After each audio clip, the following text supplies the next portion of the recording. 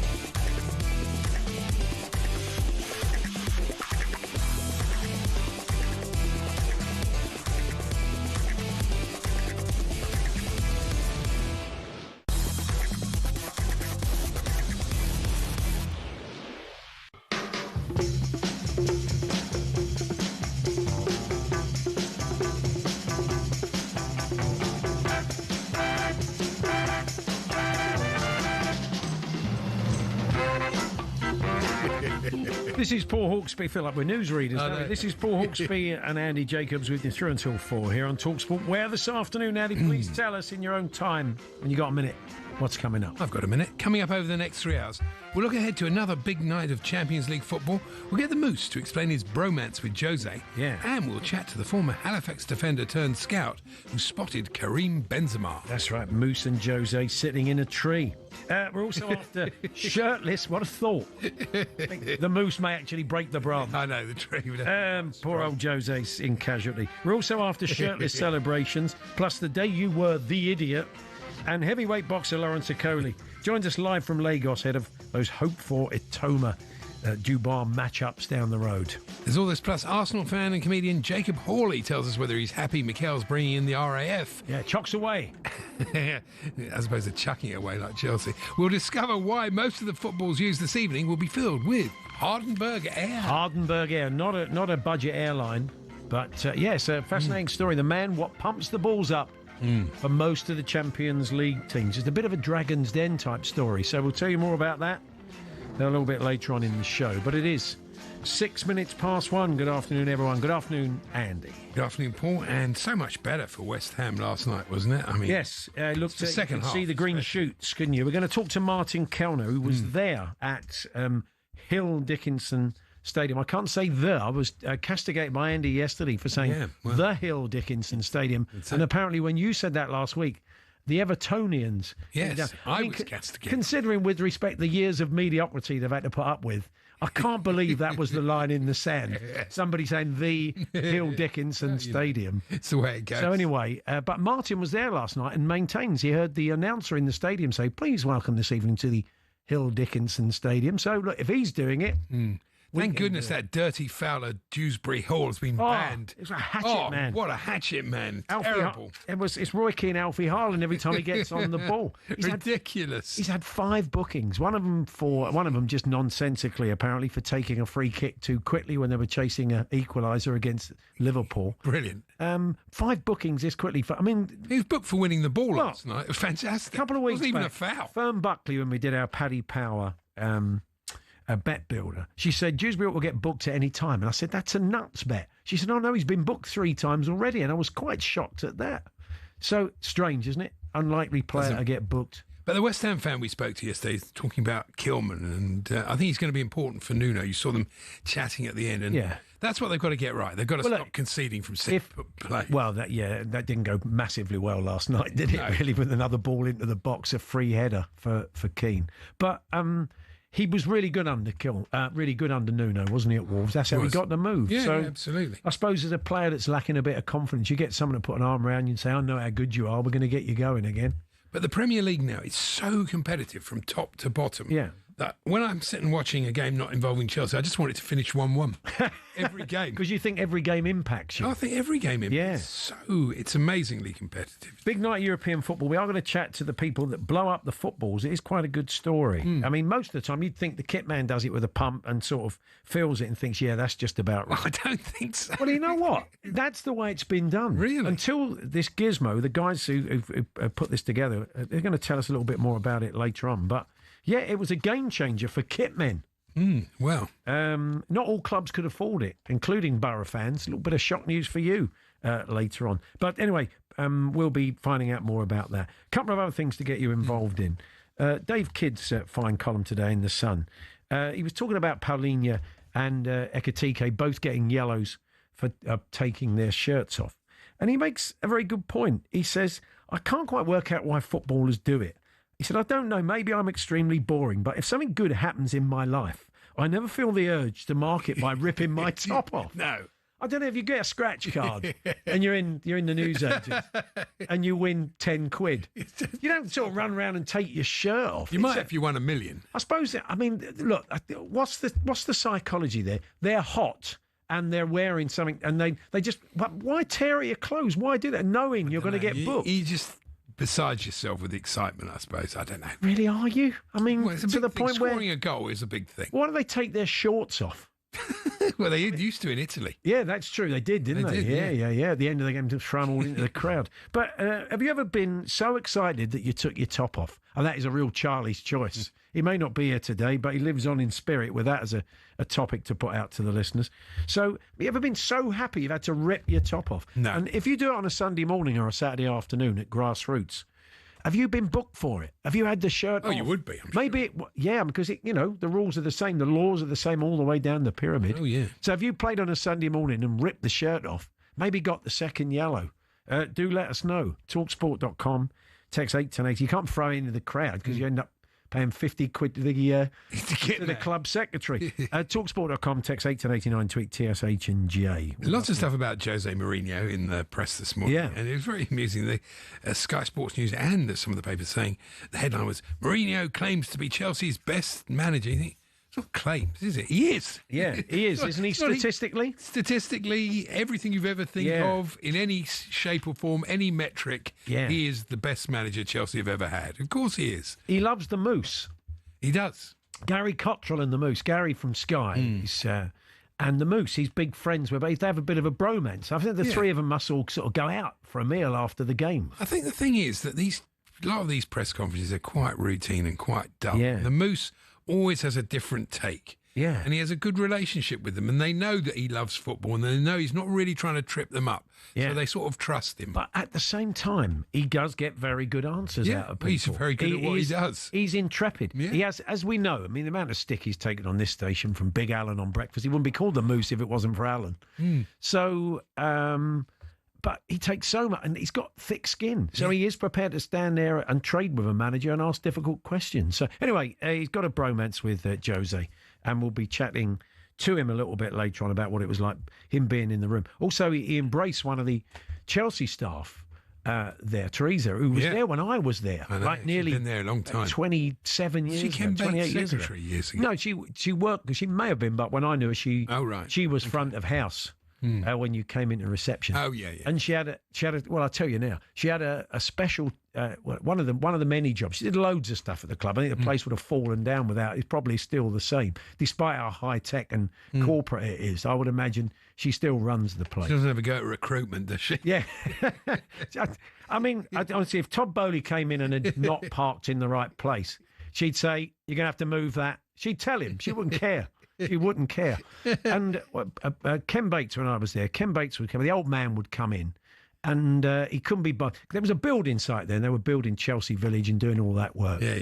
So he'd come in, and he'd been for a meeting or whatever, and he had this big old Bentley, and like it was a building. Parking a Bentley in a building site sounds like a euphemism, but that's what he was doing, the old man. So he couldn't be bothered to try and go around sort of, lorries and tractors and diggers and everything. So he'd just leave out in front and he'd walk in and he'd say, "Hey, go on, Teresa, park it." So he'd just throw the keys in. Really? I used to say to her, "Do you not?" She says, "No, it's not my fault. He's giving me the keys. It's down to him. I'm down." But she would go out and park the Bentley for him. I always thought that can't be. What job description is that? The bus. Yeah. Tottenham parked the bus when they went to Chelsea. Teresa parked the Bentley. But anyway, clubs, it doesn't matter how high tech and highfalutin and the amount of billions in it. Clubs, even like Chelsea at the top level, fall apart without people like Teresa. So that was a nice touch, him giving her a big hug yesterday. So today, what we're going to do today, we want to hear from you if you've ever ripped your shirt off in celebration. My mate didn't take his shirt off, but he did pull his shorts down and moon the opposing players, says Sam the Evertonian, during a penalty shootout when he scored. Was sent off. Quite rightly sent off, I would say, Sam, for that. Thank you very much. What happens if you score a goal, go bonkers, take your shirt off, and then VAR rules the goal out? Well, that happened, Chris. Oh, yeah, that's Nantwich. definitely happened to Richarlison. Richarlison celebrated a goal, took his shirt off, got the yellow card, and the goal was ruled out by VAR. You really shouldn't get the yellow card, really, theoretically. But you are the ref, this is, isn't it? Well, you know. Do you, no, I mean, the act has still happened at that point. So, yeah, that has happened, Chris. So even I can tell you that, and I'm not a ref. So, talksport.com, text 81089 to TSH and J. We kick off with Martin Kelner, live from the Hill Dickinson he was last night. He was at the game. And we're asking him, he's a big West Ham fan of long standing. Could he see the green shoots? Was he supportive of Nuno coming in? And what did he make of West Ham's new place? Everton's new place. No disrespect, but honestly, there's no comparison between Graham Potter and Nuno. There isn't. You know, you could see. You could see immediately last night. I think no disrespect is doing a lot of heavy lifting. Well, yeah, it is. No disrespect, but the man was terrible. No disrespect. It doesn't get you off by just saying no disrespect. All right, he was terrible. Okay, Martin Kelner's up first. Lawrence Okolie joining us over in Lagos. A big fight night on the talkSPORT Boxing YouTube channel. Amir Khan, the promoter these days, not the fighter. But Lawrence is out there to lend his support, a man of Nigerian descent, and has got some big fights around the corner now. He's turned heavyweight. We'll chat to him.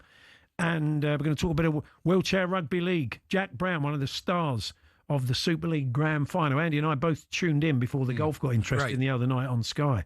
And he's for Halifax Panthers and England. And it's a brilliant game, Andy, isn't it? Brilliant. It's a really good game. It's a really, if you like rugby league, you'll love this. Yeah. You know. So Jack joins us for a chat later on. Lots more. Of course, we'll build up to Europe this evening, right across all the games. Live commentary is Chelsea, Benfica and Galatasaray, Liverpool this evening on talkSPORT and talkSPORT 2. We're here with Tool Station. Next stop, Tool Station.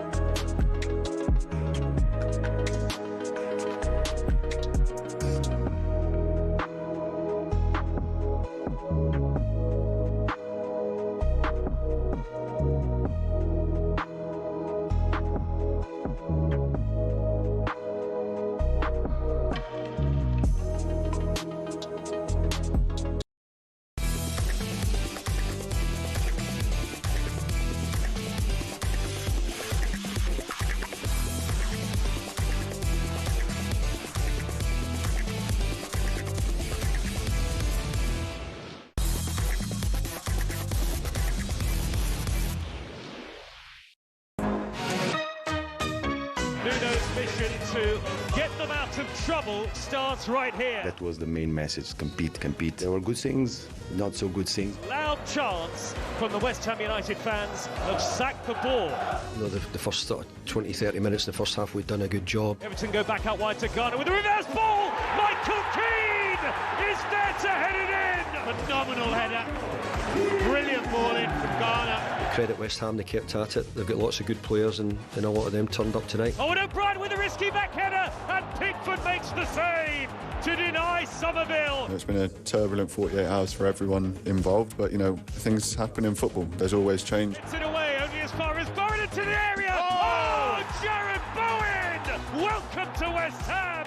Nuno Espirito Santo. Cuts inside on his left foot, whips it with great pace. It might actually take a little deflection. It did off Keane. That little bit of luck you need when you're down the bottom has just come West Ham's way. Left into the area, plays it back, hit by Garner, saved by the goalkeeper. Great strike. We just couldn't quite get a clear enough opportunity to get that second goal. Like I said, I think we've got a really good group that want to do well and want to get ourselves out of the position that we're in. But West Ham start life under Nuno Espirito Santo with a creditable draw here. Oh, I wish that had been a bit longer. Bowen again, ole, of course. Yeah, so often the man who gets him out of trouble. But that's something that needs to change. Let's see if the green shoots were spotted by long-suffering West Ham fan, friend of the show, journalist and broadcast legend, Martin Kelner. Good afternoon, Martin. Good afternoon to both of you. It's lovely to be with you again. It's a slight green shoot. It's not that many green. It's West Ham. What do you expect? You get what you. I love going to Liverpool. This is a match I always go to every year at Everton because it's always a joy. Excuse me. I love being in the city of Liverpool. One of my favourite cities. The Beatles came from there. No, really?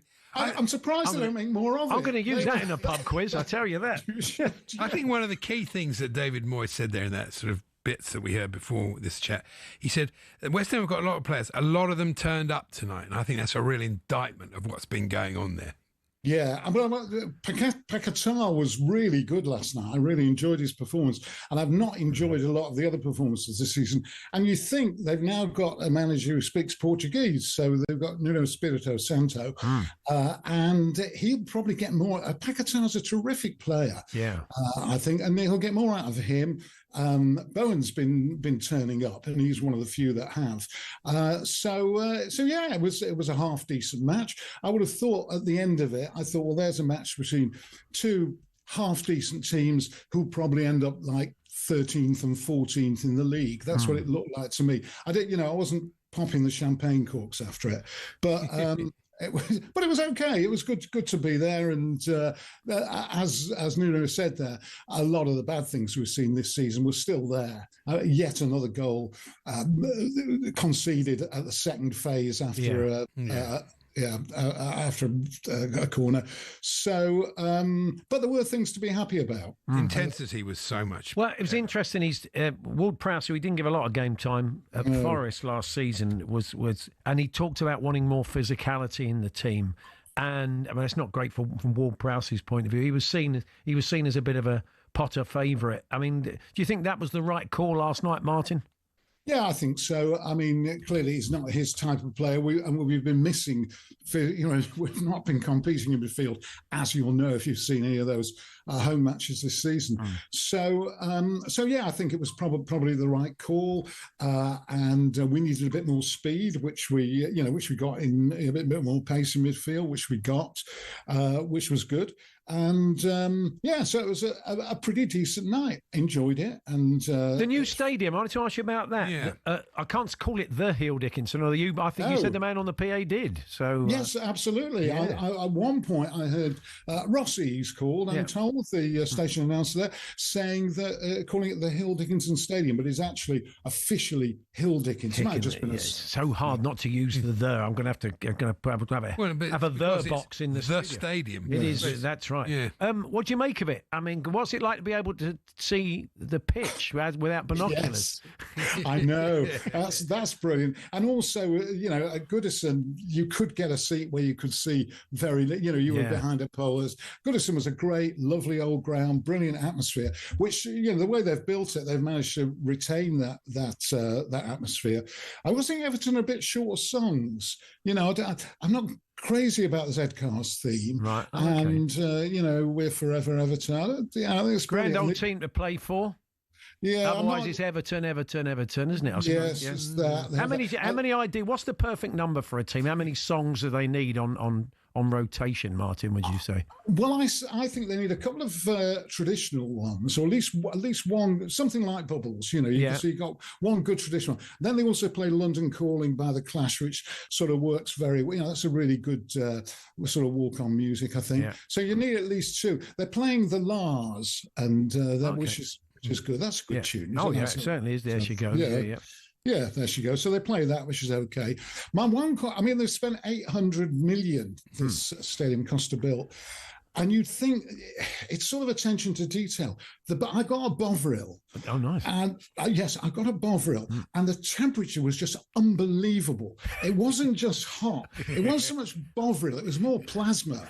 It was like seriously, it was hot. Yeah.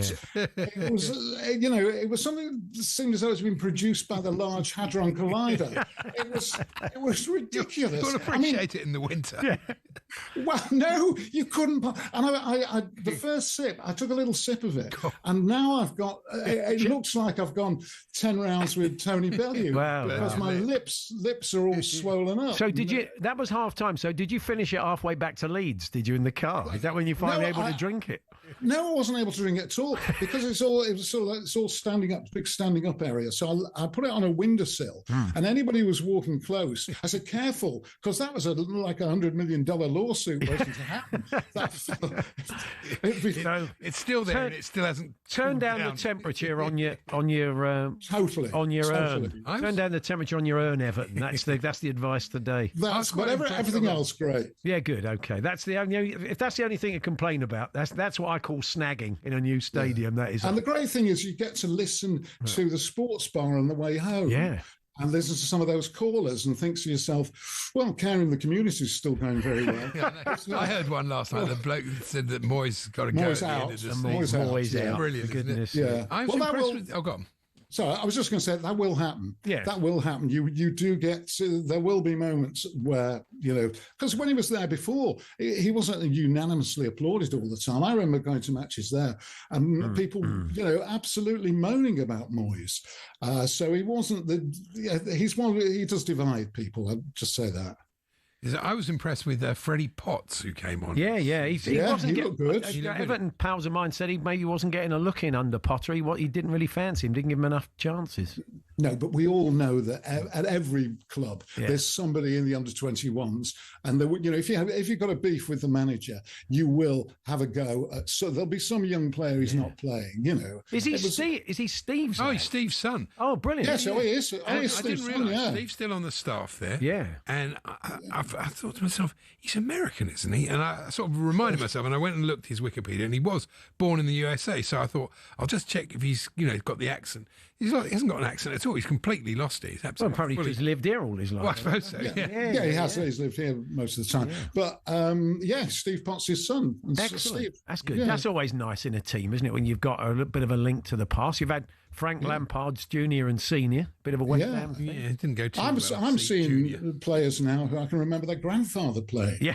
So that's always a pleasant link with the past. Well, Martin, we'll make sure the message gets back to Hill Dickinson. They need to turn the urn down. Definitely. But it's lovely to talk to you. All the best. We'll catch up with you soon. Yeah, and you too. Take care. Martin Kelner there, who was at Hill Dickinson last night to watch his team West Ham draw with Everton live on talkSPORT. Lots of live football tonight for you. Galatasaray, Liverpool will be crossing over to Istanbul a little bit later on. And also we bring you the game between Chelsea and Benfica, the one you're off to, Andy.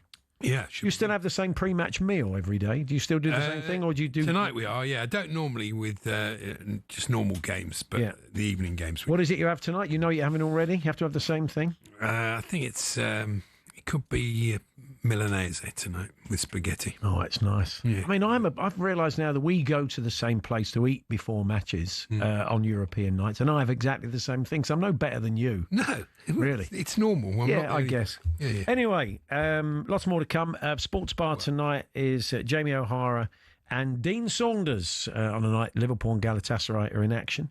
So Dino is alongside Jamie.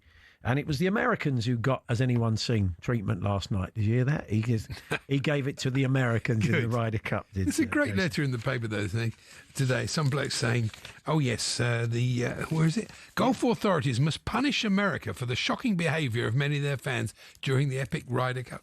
How? What are they going to do? Ban them? Yeah. You're banned from the next Ryder Cup. Okay. Tom Watson apologised. Europe versus nobody. Tom Watson apologised on behalf of the world of golf and got a load of nonsense from people for it. Also, people weren't happy. Dave Portnoy, they said, he's a journalist in the States. He said Victor Hovland slept on his neck awkwardly and couldn't play for Europe, and they were gifted a free 0.5 of a point that won them the Ryder Cup. So that's Portnoy's complaint. I often wonder what it was. I thought it was something different. Like strangely fitting, really, for a tweet like that. Absolutely. Anyway, we've got to go. It's Paul Hawksbee and Andy Jacobs here on talkSPORT. Quite a lot of you have taken your taps off to celebrate, and so we'll bring you some of the best of those shortly.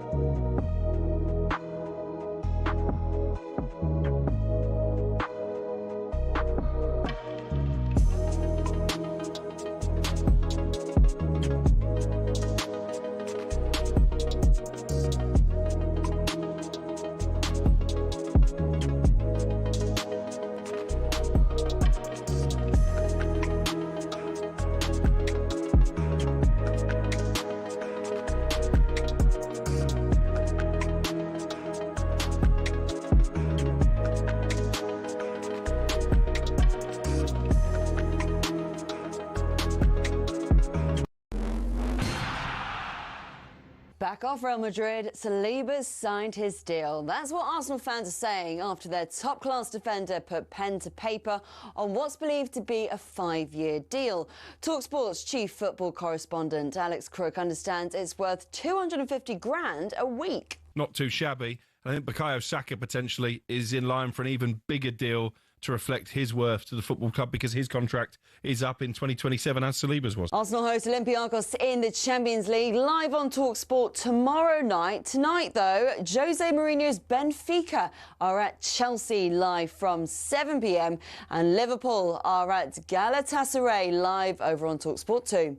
Now, a dugout debut and a point on the board. It wasn't a perfect night for Nuno, but the 1-1 draw with Everton is a positive step. Stuart Pearce reckons he needs to bring back some Moyes-era consistency. Certainly the first half, all of a sudden West Ham look very fragile. I'm talking from a playing aspect. Once they get their tails up a little bit and get a little bit of joy in the game, all of a sudden they look at a totally different team. And talkSPORT understands Sheffield Wednesday players are discussing whether to refuse to train later this week. It's after it was confirmed their wages for this month aren't going to be paid on time again. Sheffield Wednesday are taking on Coventry on Saturday, live and exclusive on talkSPORT 2.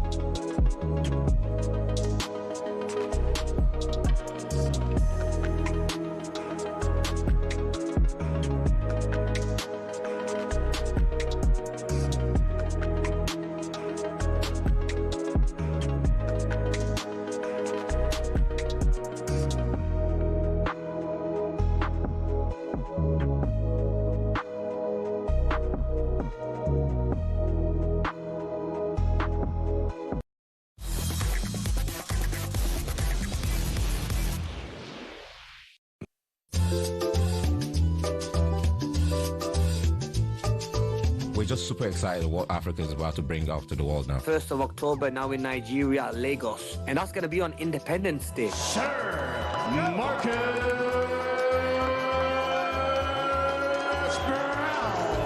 Brandon Clinton puts himself back in victory lane. Brandon Glanton, he's going in against Marcus Brown. Oh man, that's a bad blood fight. Bad blood fight. The referee waves it over, big right hand from Super Dan Aziz. Everyone's going to be celebrating. We want to show boxing the African way. Yes, you may have heard Amir Khan on with Jim and Simon earlier on. He was in the studio, that's a little while ago. He's got into the world of promoting and he's got a big night. It's going to be live on the talkSPORT Boxing YouTube channel from 5. It's a monster card, 12 fights. It's a 7-hour card. It's amazing. Well, that's great. If you're going to go all that way, put on a decent card. Joining us now, someone who's not fighting, but is out there, you know, have conversations maybe being had with other fighters. It is heavyweight Lawrence Okolie. Hi, Lawrence. Hey, how's it going? Yeah, we're good. We're good. You are of Nigerian descent, so do you get over much? When was the last time you were over there? Yeah, I go at least once a year. I've got family here, and just it's always good to touch base back home here. But yeah. What's the feeling of people over there about sort of big-time boxing coming to Nigeria? Are they excited by it? Oh yeah, no, everyone's extremely excited. You know, all the gyms that we've been going to, all the places that I go to, anyone that I see that's into sport at all is really excited. And I think we're going to see tomorrow by the atmosphere created in the stadium that's full. We're going to see what they really think of boxing. What's the grassroots scene like there, Lawrence? I mean, I say you've been out and about in the gyms. Are there kind of good young fighters coming through? Yeah, no, definitely. You know, there's some fantastic young fighters. You know, I'm talking all the way as young as 9, 10. I mean, even just yesterday we had a few of them showing a bit of their sparring skill, showing a bit of their talent, and it's all there. And you know what? It really filled me with not just a sense of pride, but a sense of urgency on my end. To see what I can do to kind of help with the grassroots stuff, because I know I was blessed that my parents moved to England, and I had the opportunity to box and become a two-weight world champion, where a lot of these boxers might have the skill, might have the genetics, the physical strength and all that, but not the opportunity. So I think I felt like it's the least that I can do going forwards. Yeah, there are 7 local fighters on the bill tomorrow night. Yeah, it's very encouraging, including Idris Afeni, who's up towards the top of the bill. So yeah, there's going to be a lot of favouritism for those guys, I would think, Lawrence. No, definitely, and as you see, you've got people like Dan Aziz on the card. We've got a lot of African descendant fighters in the UK and America doing their thing. So it's good that someone like Dan even gets to showcase himself on the card. Now, I understand Moses Itoma's going to be over there, and there's been a bit of talk about you fighting him. A few whispers that that could be on in December. Can you tell us any more? Oh no, no, I can't. I can't tell you more. He's a talented young fighter. It'll be good to see him out here. He's also half Nigerian, so it's quite. I didn't actually realise how many of the big boys have Nigerian descent. You're talking about myself. You're talking about Anthony Joshua. You're talking about David Adelaide. You're talking about Moses Itama, Joe Joyce. Fabio Wardley, I'm hearing, is also half Nigerian. So it's actually, when you think about the top boys, they've all got a little touch of Africa in them. Yeah. I think we can have an all-Nigerian showdown potentially with AJ. That might be an interesting fight as well. Yeah. I think so too. I think that, for the sake of, listen, AJ is the biggest star we've seen come out of England boxing in the last, I don't know, maybe ever. So for me and him to get on in Africa would be absolutely monumental, because we must be 2 of the last boxing world champions out of Nigeria, myself and him. I'm talking about maybe the heavier weights. I don't want to, mix up and miss some of the lighter guys. But if you talk about Samuel Peters, then Anthony Joshua, myself looking to be a 3-weight world champion, absolutely. Have you got a route? Have you got a path you'd like to take? Is there a fight that you'd like to fight next? I mean, we sensed AJ excited you maybe a bit more than Moses Itoma did. Yeah, definitely, for several reasons. Yeah. But it'll be in front of 80,000 people at Wembley, probably, wouldn't it? Yeah, it'd be a big fight. Now you're talking. But it's in terms of routes, for me, I don't really have one that I'm like, this is the exact one I want. I'm at the level now. I've been a world champion twice now. I'm top ranked to the WBC, so there's not a fight that they're going to offer me or that's going to present itself that I'll turn down. So I just look forward to the end of this year and a huge 2026. Couple of fights coming up. Interesting to get your take on them. The Parker Wardley fight. How do you see that one panning out? I believe Wardley's going to win. I believe Wardley is going to be a bit sharper, especially in the early rounds. And if he can clip... I know Parker's an ex-world champion and he's been in there with some of the best fighters, but I think he's not had a lot of rounds lately. He had 1 round against, or 2 rounds against Okolie, and before that I think his last fight was maybe Wilder. So he's, in the last 2 or 3 years, he's only had maybe, I don't know how many rounds. So I think that with Wardley, he's been on a good run. I think his sharpness will be able to get to Parker, and I think he'll hurt him in the middle rounds and end by stoppage. But if he doesn't, and the fight goes on later, I think Parker's experience is going to really show. Yeah, there are some very interesting fights in heavyweight division, aren't there? I mean, you mentioned Wardley earlier on. So, I mean, there's a lot of potential fights out there. For you, the division of British fighters is really good at the moment. Yeah. No, 100%, and I think it's going to be a division that really shines through over the next 3 or 4 years. You've got I don't know what to call him, Usyk. I want to say positive things about him, but he's got all the belts holding him hostage. So, I don't know. I don't want to be too nice, but someone like that holding on to all the belts, he's alluded to the fact he's got 1 more fight left. So, as much as he's been great, and it's been a great watching him, soon he's going to go, the belts are going to become vacant, and then you're going to see a lot of great fights happen over the next 2, 3 and 4 years. Yeah, absolutely. Eubank Ben as well. Be interesting to get your take on that, the second fight. Yep. How'd you see that? Yeah, I think it's going to be a great fight. The first fight completely blew my mind in terms of just how amazing it was. The drama inside the ring, outside it was fantastic. One of the best fights I've watched. And I believe that the next fight will live up to it again. However, I can't tell you if it's going to be Eubank or Ben, but I do think whoever wins is going to win a lot more decisively this time. I think if Eubank's going to win, he's going to really outmuscle, outstrength, and outgraft Ben, or Ben's going to really outspeed him and get rid of him. So it's going to be exciting, but I think we'll have a much more conclusive winner. And just finally, a couple of fights for you at heavyweight, Lawrence. And last time you were in the ring was in July. So whoever the opponent is, when you're going to be back in, do you think? When will we see you again in action? I believe I'll be back out in December. Now that my arm's healed enough to really get to work, I believe December I'll get out because I'm hoping to be mandated to box Caballero for the spring. So I'd like to get one just to keep the momentum going, and then have a fight with someone like Caballero. Interesting. Look, enjoy your time out there. Good to talk to you, Lawrence. Thanks a lot. Thank you so much. Thank you. Appreciate it. Good chatting. There we are, Lawrence Okolie there, out in Lagos for a big night of boxing tomorrow. You can catch it on the talkSPORT Boxing YouTube channel and on DAZN. Gets underway at 5 o'clock. And said 12-fight card. That psychological aspect of the Ben Eubank fight is fascinating. Yeah. Considering what Eubank went through after the fight, it's got to be in the back of his mind. Yeah, we know from hearing, the promoters around the fight, there's a little bit of, the hydration clause and all that. There's a few question marks that people aren't completely happy with, but, the contracts get signed and the fighters are going to fight. So should be a very exciting fight.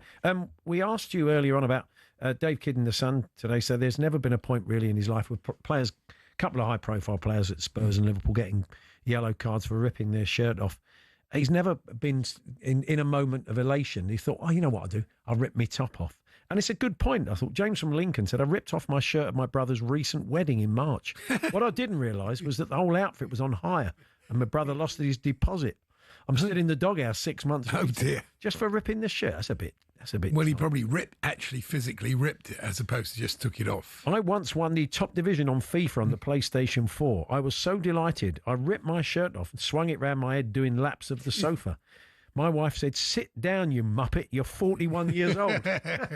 Well, you got a point. So, when did you go? What made you were so elated, like footballers, you went topless? We can't quite get our heads around it. talksport.com, text 81089, tweet to TSH&J. And, you can keep those coming this afternoon. This is a good one. I thought I was getting sent off for a professional foul. So started to walk off and took my shirt off. The ref then booked me for the foul, but then booked me again for taking my shirt off. Oh, brilliant. Said Stuart, the Gillingham fan. Thank you very much for that. talksport.com, text 81089, tweet TSH&J 03717 223344 to get in touch this afternoon. Coming up next... we'll be chatting to Halifax Panthers and England's wheelchair rugby star, Jack Brown, the winner of Super League Grand Final at the weekend. It's a great sport. We'll tell you more about it shortly. We're here with Tool Station. Stay one step ahead. Whatever the job, next stop, Tool Station.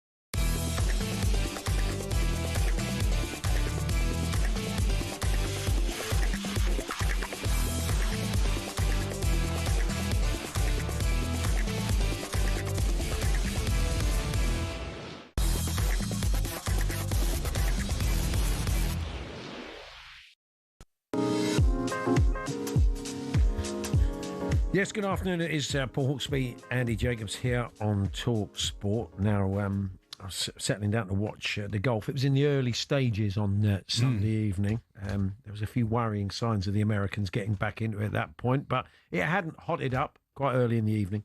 And Andy sent me a WhatsApp, said, over on the other side is the Wheelchair Rugby League Super League Grand Final. So I've watched the sport before, so I turned over and we both got into it, didn't we? And we were messaging each other during the game. Adaptation of a wonderful game. Yeah, the thing is, you're right that when you'll get there's understandably a lot of compromises when you make a switch, maybe to a disability sport, but that doesn't really seem to be the case in rugby league. That keeps its spirit. Let's chat to someone who plays it at the very highest level. He's in the frame to be one of the players of the season.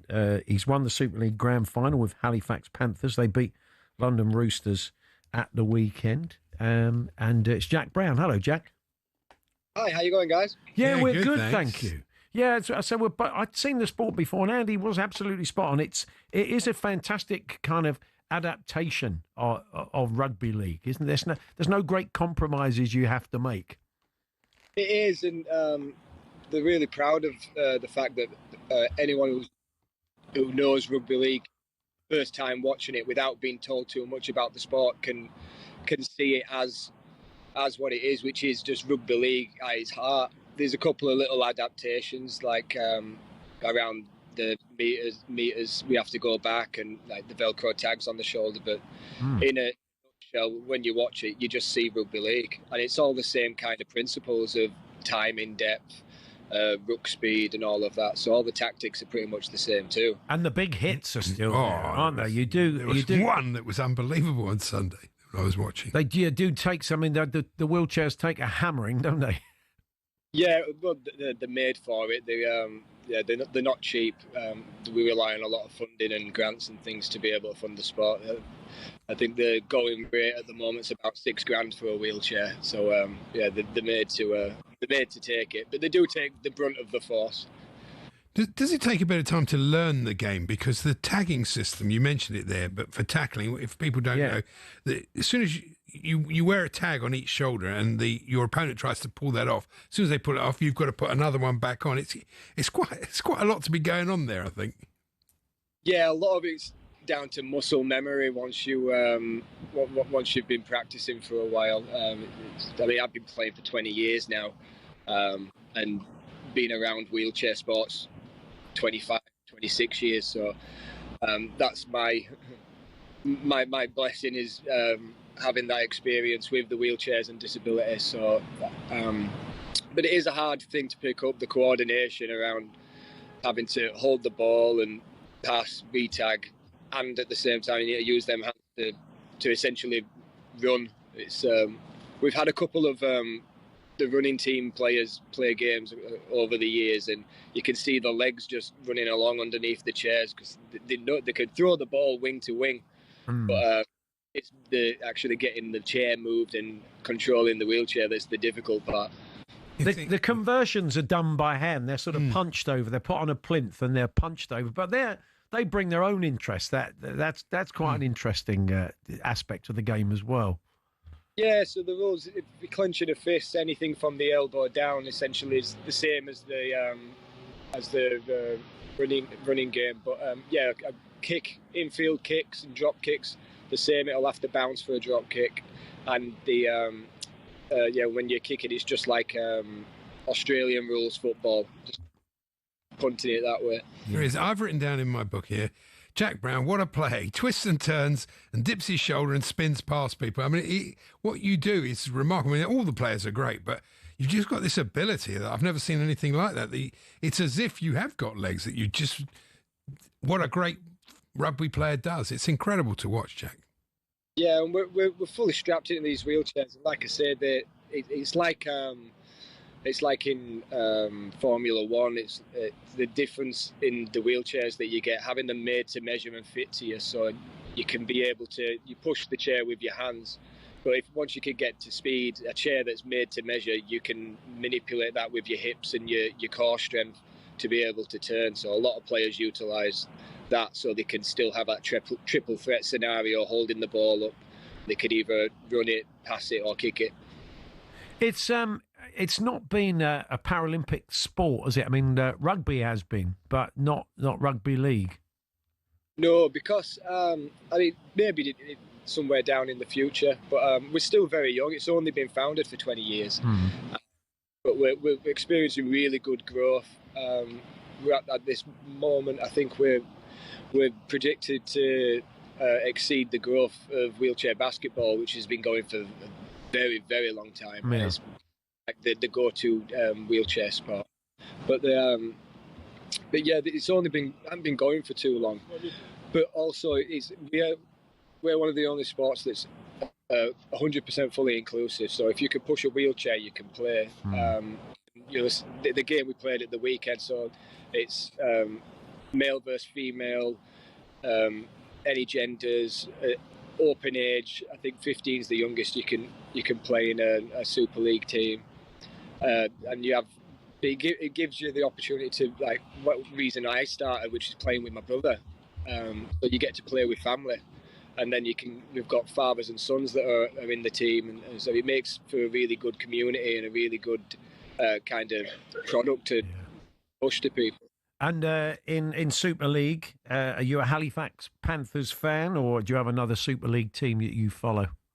Oh no, I follow Halifax. Right. I've been born and bred in Halifax all my life. So, had a slight detour in Australia for 4 years, but I'm back now. Good stuff. Well, look, congratulations on the grand final win. Good to talk to you. More power to the sport. If people want to get involved, there is a kind of, there must be a wheelchair rugby league website they can go to. Everything runs along the same side as the RFL. So if you just go to rugbyleague.com, it's got a list of all of the teams in your areas that you can go to play with, and like the fixtures coming up and what to look out for. Because we've got an international tour at the end of this month in October. We're going over to Australia again to play Australia twice. Brilliant. We wish you well. Okay, all the best, Jack. Thanks very much. Thanks, guys. Thanks for having me. Jack Brown there of Halifax Panthers in England, from the world of Wheelchair Rugby League. The Moose joins us next. His bromance with Jose Explained. That's coming up after the news headlines.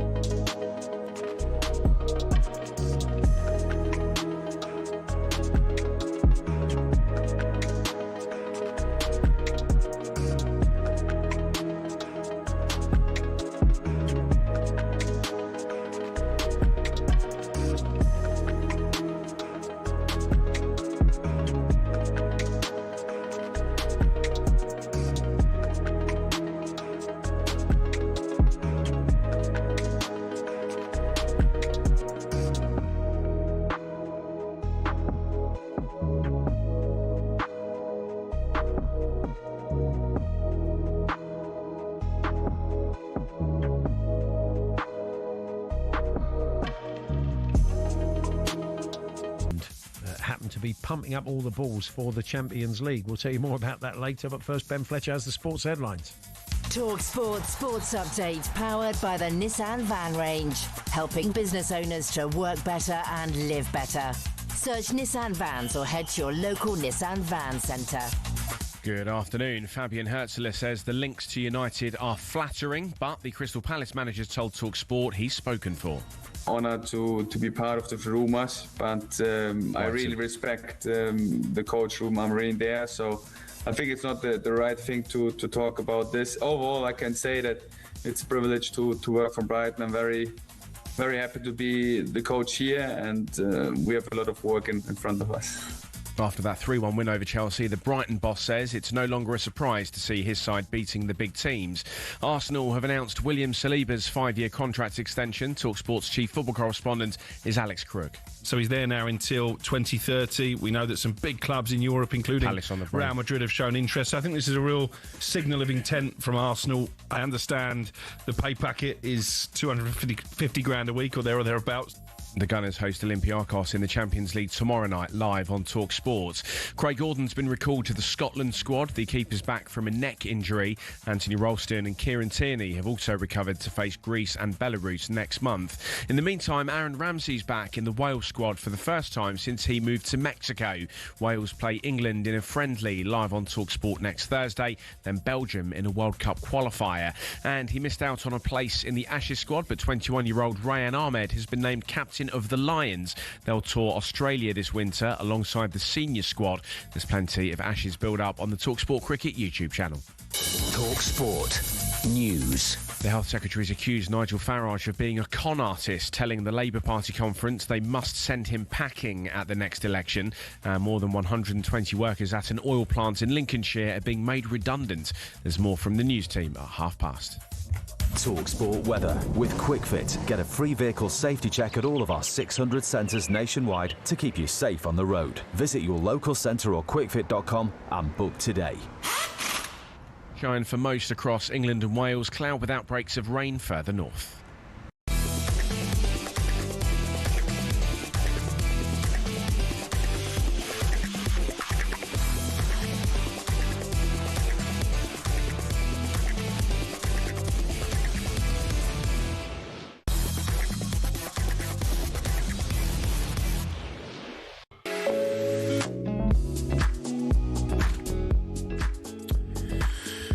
Paul Hawksbee and Andy Jacobs here on talkSPORT. We're keeping an eye on the under-19, the Champions League youth football is being televised. Liverpool 2-0 up against Galatasaray. If you're looking for omens, head of tonight's game, which is live on talkSPORT.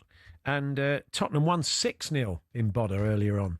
Wow. And we're going to chat to a native. Lars Sivertson's local team is Bodø Glimt, and we'll have a chat with Lars and look at what the English teams are up against in the Champions League. And as we said, we'll bring you Chelsea Benfica. That's on talkSPORT. Actually, Galatasaray Liverpool on talkSPORT 2. And Alex Aljo joins us a little bit later on in the stadium to chat about that game as well. In the meantime, yes, should we hear from Jose Mourinho? Why not? He was chatting to our very own Ian Abrahams. They are chums. They hugged it out yesterday when they saw each other. Very sweet. Before we chat to the Moose, ahead of his return to Stamford Bridge tonight as a manager with Benfica. That's, as we said, live on talkSPORT. Let's have a listen to their little reunion. Hi, Jose. Great to see you back in London. Thank you. Great to see you too. We're in this room. You told everybody when you first arrived you were the special one, and you were, you still are. I didn't say that. Oh, what did you say then? No, I didn't. Oh, a special exactly. One. Okay, you were a special one. Exactly. You were a special one. This place is special to you. So romantically, did you hope one day you'd be able to come back here and manage again at Chelsea? And because we never know what's around the corner, will you be treating tomorrow extra specially in case it's the last time you're on the touchline managing? We never know. We never know. After 25 years, I was expecting to go back to Portugal, to the national team, not to Benfica. And now I am in Benfica, and I am very, very happy. Yeah. Well, there we are. You'll get a great reception tonight, Andy, won't you? Oh, absolutely. No question about it. Yeah. So, yeah, the bromance there, you could hear it. Let's have a chat with the Moose now. Good afternoon, Ian. Good afternoon, boys. How are you? Yeah, good. Yeah, there was so you two sort of hugging it out afterwards. So, how did that? I mean, we were saying earlier on, you're always happy to throw a curveball question, ask a different sort of question, and you often get noticed in the press room. You know, you had a few exchanges with Ange that he enjoyed over his time at Spurs. So, what was it about Jose? How did you two hit it off? I was there when he first came to Chelsea and famously said that he was a special one. And just over the years, seeing him many times covering a lot of Chelsea games, you get to know managers, and some managers you hit it off with and you get a good feel for, and others it's just always prickly, and it's maybe not quite such a good way of dealing with them. But I've always gone well with Jose. He's always treated me with great respect, and I like to think I've done the same with him. And every time I've seen him recently when he's come back to England, he's always been delighted to see him, which is good news. He is an enigma, Jose, though, because he can be the most charming man, can't he, to you and to everybody, really. And then if it's not quite going his way, he can turn, and then he can just that spiteful, poking people in the eye, all that. Well, we had the Jamie Jackson exchange when he was at Manchester United. He holding his fingers up about all the titles. He's very proud of what he's achieved, and he can be quite prickly.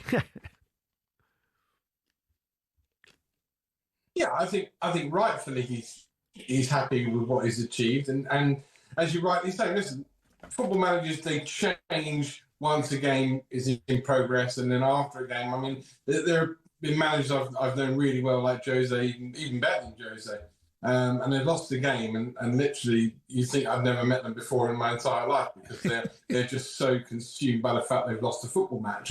Now, many people say, well, listen, it's only a football match. Why they get so obsessed about it? But that's their job. It's their life. It's everything they over the week prepare for. And you know, sometimes they can't just let that go in the 20 minutes, half an hour before the end of the game, or from the end of the game to the time that they see me. But no, listen, in general, I think that I've got on over the years with more managers than I haven't got on with. He does seem very relaxed, doesn't he? Just looking at him there, just see it in his face. He looks like he's enjoying himself at the moment. That's a big pressure job, a club as big as Benfica in Portugal. But he looks pretty chilled at the moment, Moose. Did you sense that? Yeah, what I sensed yesterday was that obviously he was answering questions from the Portuguese media, but sometimes, obviously, when a manager has a press conference, they won't know everybody in the room. He knew everyone in the room. He knew everyone from Portugal. And then, of course, he was dealing with a lot of English journalists who, for many years, have been covering him. And he's got a relationship with. There was myself. There was Gary Gary Cockrell from Sky. There were a few other people as well. And right at the end, the bit you probably haven't seen in that clip you just highlighted, there's someone who works in the press room at Chelsea called Teresa Connolly. She's been there for over 50 years, probably getting towards 60 years. And Jose walked towards the door where Teresa was, stopped, put out his arms, and just gave her the most amazing hug, like a long-lost son had finally caught up with his mother. And it was the most amazing thing to see, really. That was real respect and real love towards someone. And Jose can be like that. You know, there are a lot of people that don't like Jose Mourinho for things he's done or maybe things he's said, but you know, generally he's just putting across his point of view, reminding people of his achievements. And as I say, I can only speak as I think he's been tremendous for the game. I think we miss him. I really do. I'd love to see him back in the Premier League. We're going to be chatting later on to Jacob Hawley, the comedian, podcaster and Arsenal fan, about Mikel Arteta's decision to bring the RAF in so they can improve his team talks. Communication. Yeah, that's right. You're at the Arsenal training ground now. You're going to be in the press conference later on. You're going to be talking a bit of RAF with him, Moose? Is that the plan? Yeah, absolutely. I mean, listen, I thought, you know, as they were flying high, this was a great opportunity to bring the RAF in. They're the Gunners, and you know, we know that the RAF have to play their part. With the rear gunners. I'm trying to get trying to think of as many aircraft puns as I can into you know, my questions for Mikel. I mean, I'm waiting to see whether or not this is the Champions League tie which really takes off their Champions League season. Yeah, as I say, I've got quite a few lined up. I'll ask some serious He won't be questions giving as you well, a hug. Yeah. He won't be giving you a hug. Mikel is very different. Mikel is very different. He is. Go in there with a little pencil moustache and like a scarf on a wire coat hanger and a little RAF cap loose. And the Biggles look. Give it the full chocks away. And Yeah, I'll take my glasses off and I'll put on some goggles. Put the big aircraft goggles on. Yeah. Good man, Moose. All the best. And, we'll catch up with you soon. Thanks very much. See you later, boys. Take care. There we are. That's Ian Abrams, and you'll hear his questions to Mikel Arteta a little bit later on. And we bring you that game live, of course. Chelsea Benfica, Adrian Durham at the bridge with Jim Proudfoot and Scott Minto. Meanwhile, Galatasaray, Liverpool, Ian Danton, and Stuart Pearce will be your commentary team for that one. Over on talkSPORT 2, they'll keep you in touch with Bodeglimt versus Spurs, I'm sure. And you can get your calls into the Sports Bar with Jamie O'Hara and Dean Saunders. Every match day is going to have 3 teams in 6 teams in it. Yeah, it's I mean, it was spread over 3 days last week, but we'll be getting back to the traditional 2. So going to be a very busy few weeks, isn't it? Yeah, one of the teams in it, of course, is Bayern Munich. They beat Chelsea in the first match day 1. Yeah. But they are the most entitled team I've ever seen. Have you ever seen these people that played for them? Rummenigge, Hoeneß, all these, and Beckenbauer when he was alive, they can't stop sticking their oar in it. Well, moany the latest sort of to get it were Newcastle. They didn't mention Newcastle. They thought they just had a free run at Voltemada, and they thought they'd get him. So entitled. They thought they'd get him for a song. Yeah. So Rummenigge said, "I can only congratulate the people in Stuttgart for finding, let me use quotation marks here, an idiot who paid that much money, because we certainly wouldn't have done that at Munich." Yeah, which is probably why you didn't get him. Honestly, they are, they get it too easy. Yeah, they did have a period where there were players just lining up to go there. Yeah. And it was, less of a financial consideration. Yeah, and then because the Premier League's come along. So a player like Wirtz would definitely have gone to Bayern. Yeah. Definitely. Yeah. Anyway, it's Paul Hawksbee, Andy Jacobs here on talkSPORT, and lots more to come between now and 4. We're going to be chatting to the guys that the ball tonight, the balls that you'll see in the Champions League will be basically pumped up by these guys. It's a great, it's a great story. The official, when the ball bounces, I'll be thinking of it. You will. The unofficial ball pumpers to the Champions League, the good people at Spec Innovations, will be chatting to them and telling you their backstory in a few moments' time. We're here, of course, with Tool Station. Next up, Tool Station.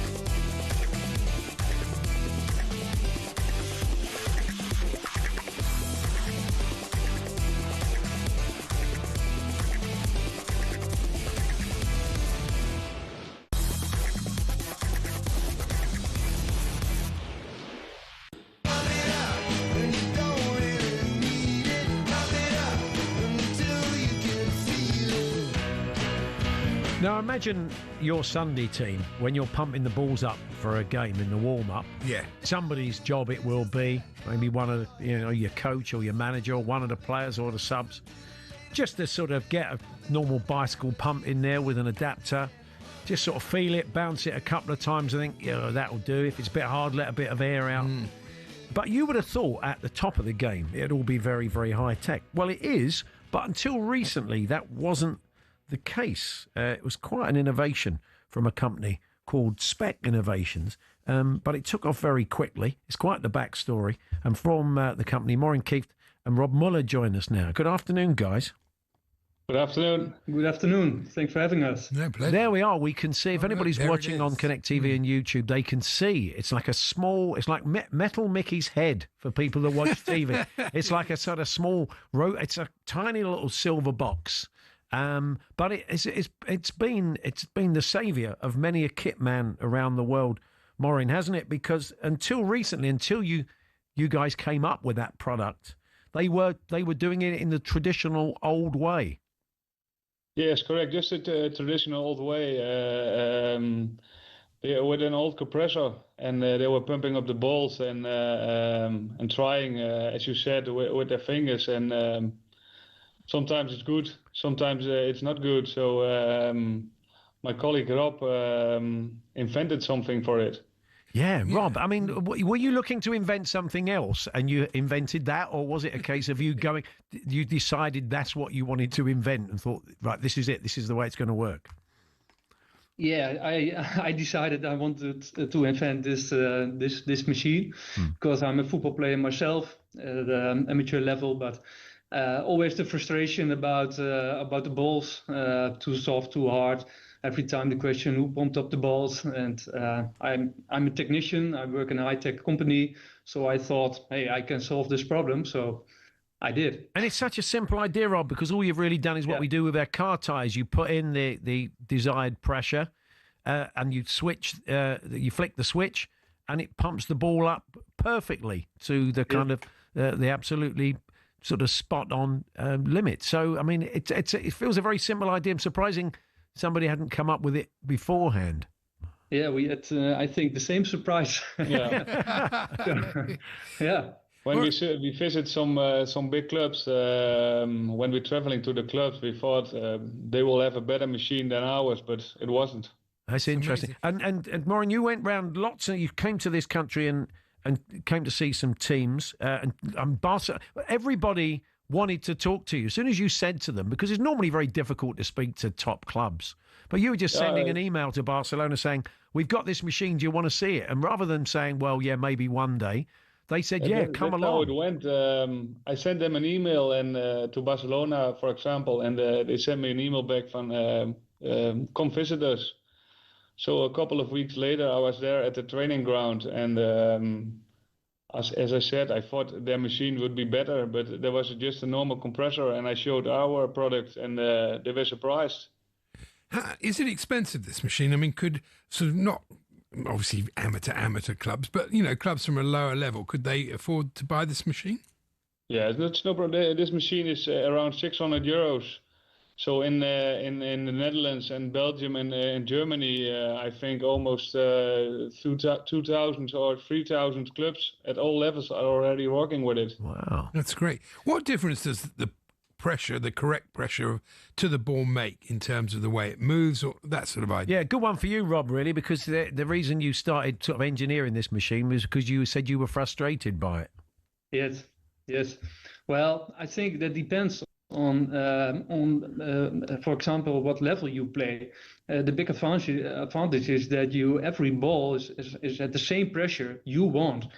We noticed that professional clubs play with harder balls, maybe because the technique is better. But so, it depends on the teams. Yeah. Interesting. It's and I read a piece in The Athletic, Daniel Taylor wrote, and you were telling a story, Maureen, that you went to Middlesbrough, and their kit man said, "Unfortunately, I don't think we can afford this machine." Yeah. You don't have any budget for this machine. But a few weeks later, they bought some players for, I think, 30 or 40 million. So they couldn't have. That is brilliant, isn't it? £475 for something to blow the footballs up. But the way, I mean, it seems to have been a real word of mouth thing that one club, there must be a network of kit men, all clubs around Europe and the world, because they've embraced your product pretty quickly, haven't they? Yeah, it's correct. The kit managers are all talking to each other. So also in one country, but also through Europe, when they play Champions League away and they see the pump, the next day they will email or text me. We want the pump too. Wow, it's fantastic. And your team is, I see your team is Ajax. Correct. Maureen, so. 15. Yeah. Not yours, Rob. Who's your team? Feyenoord. Oh, fine. Oh, blimey. I don't like him at all. We're colleagues, but I don't like him. I bet that's fun on Derby Day in the office. That must be. So, from your point of view, it's not. They lost to Inter, didn't they? They're playing tonight, aren't they? I mean, they're playing Marseille away tonight. Yeah. And do they use your machine, guys? Yes, we've been there in Amsterdam, so it was quite special. And I take it you've got one at Feyenoord as well, Rob, have you? Sorry, they have your machine as well at Feyenoord. Yes, of course. Fantastic. Yeah. That's good. That's good. Well, good stuff. Good to talk to you, fellas. And so what's the next invention? You got any other football inventions up your sleeve, Rob? Well, yes, something, but okay. I'm you can't tell us. say anything about it. But, he can't. He doesn't want anybody to steal it. Yeah, we got a big way to go with this product. So it's the company is called SPEQ Innovations. If you want to find out more, and you can read Daniel's piece in The Athletic as well. Lovely to talk to you, fellas. Good luck. Thank you very much. Thank you. Bye. Bye.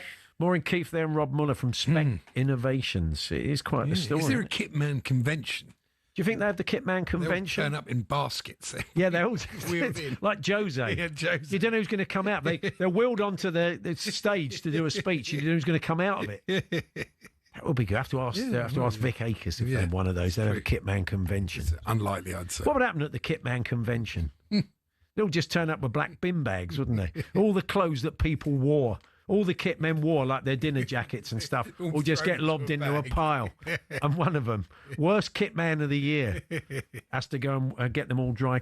Yeah, that's pretty lame, really. So, the top of your head, let's be honest. it was, yes. I mean, I didn't give it any thought, workshop it a bit. Dave Worthing, brother of Frank, had a career at Grimsby and Southend and other clubs. But after that, he went on to be a top scout for a lot. Worked a lot with Sam Allardyce and at Chelsea and all. He's got some great stories, and he's written them all down in his new book, Worthy, and we'll catch up with Dave a little bit later on.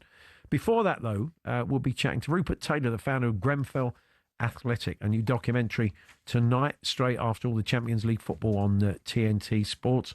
Rupert will be telling us more about that after the news headlines.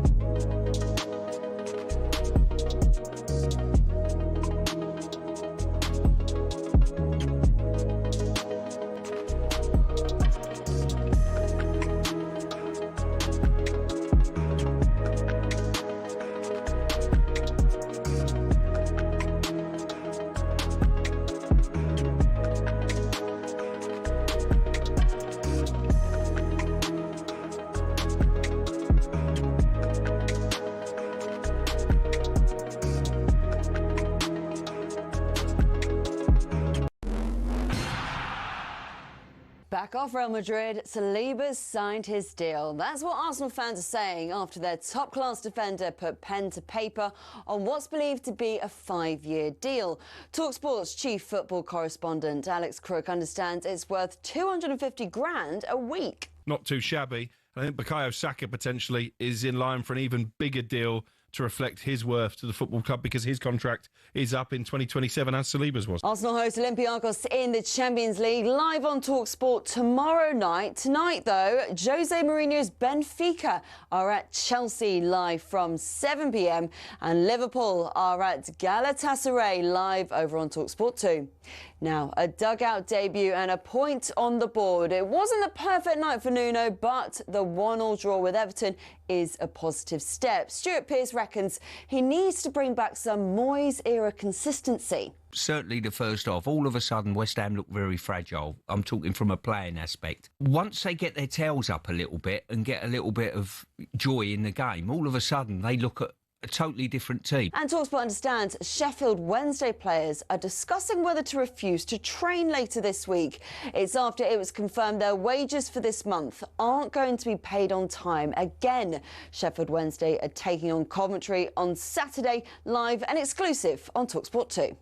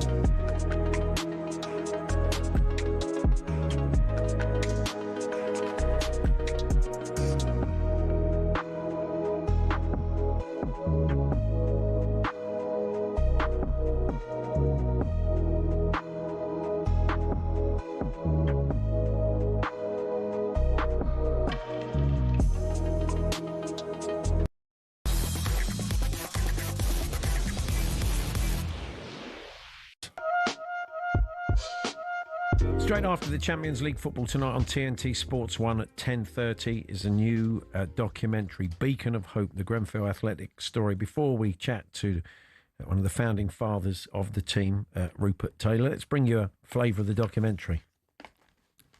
What happened on the 14th of June 2017 was the worst experience of my life.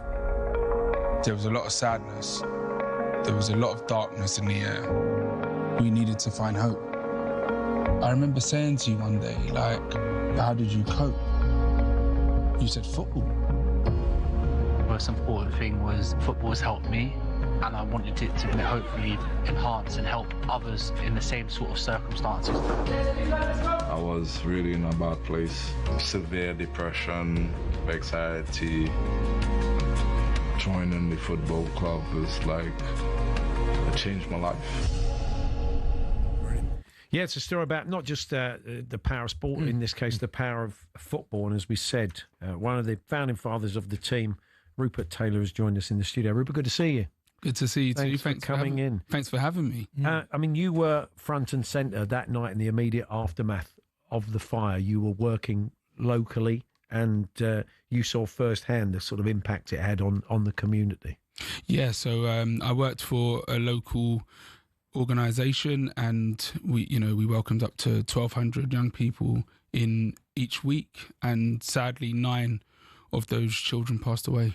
Yeah, I mean it was an awful, tragic story, but just sort of listening to it, they're looking for some hope, looking for some good, if potentially, to come out of it. And from that, the team and the organisation was born, because it's more than just one team, isn't it now? Really? Yeah, so we started off as one men's football team. Now it's 2 men's teams and a women's team as well. So we've become a charity, so it's full on. Yeah. How soon after the tragedy did you get the idea to form the club? It was 5 weeks after the tragedy, and it started off with a young man, which you just saw in the trailer there, Paul Menesar, who was struggling he's a survivor, and he was struggling to deal with what took place. He lost his parents in the fire, is that right? No, he didn't lose them in the fire. He lost them as a teenager, okay. A few months apart, like an early teenager. And I said to him, how did he cope with that? And he said football. So I said, right, we'll create a football team then. And really was that simple? I mean, I take it in the immediate, you did get the support you needed maybe to get it up and running with just a place to play and everything, or did it all come together quite quickly? It needed to. I think I'm quite relentless, to be honest. So, once I've got something in between the teeth, you just go for it. So we will set it up, and we've only got 6 weeks to get it going, to get affiliated, get a chairman, which is a dear friend of mine, and just basically get players and start training. Are all the players connected to the tragedy in some way or other? Or?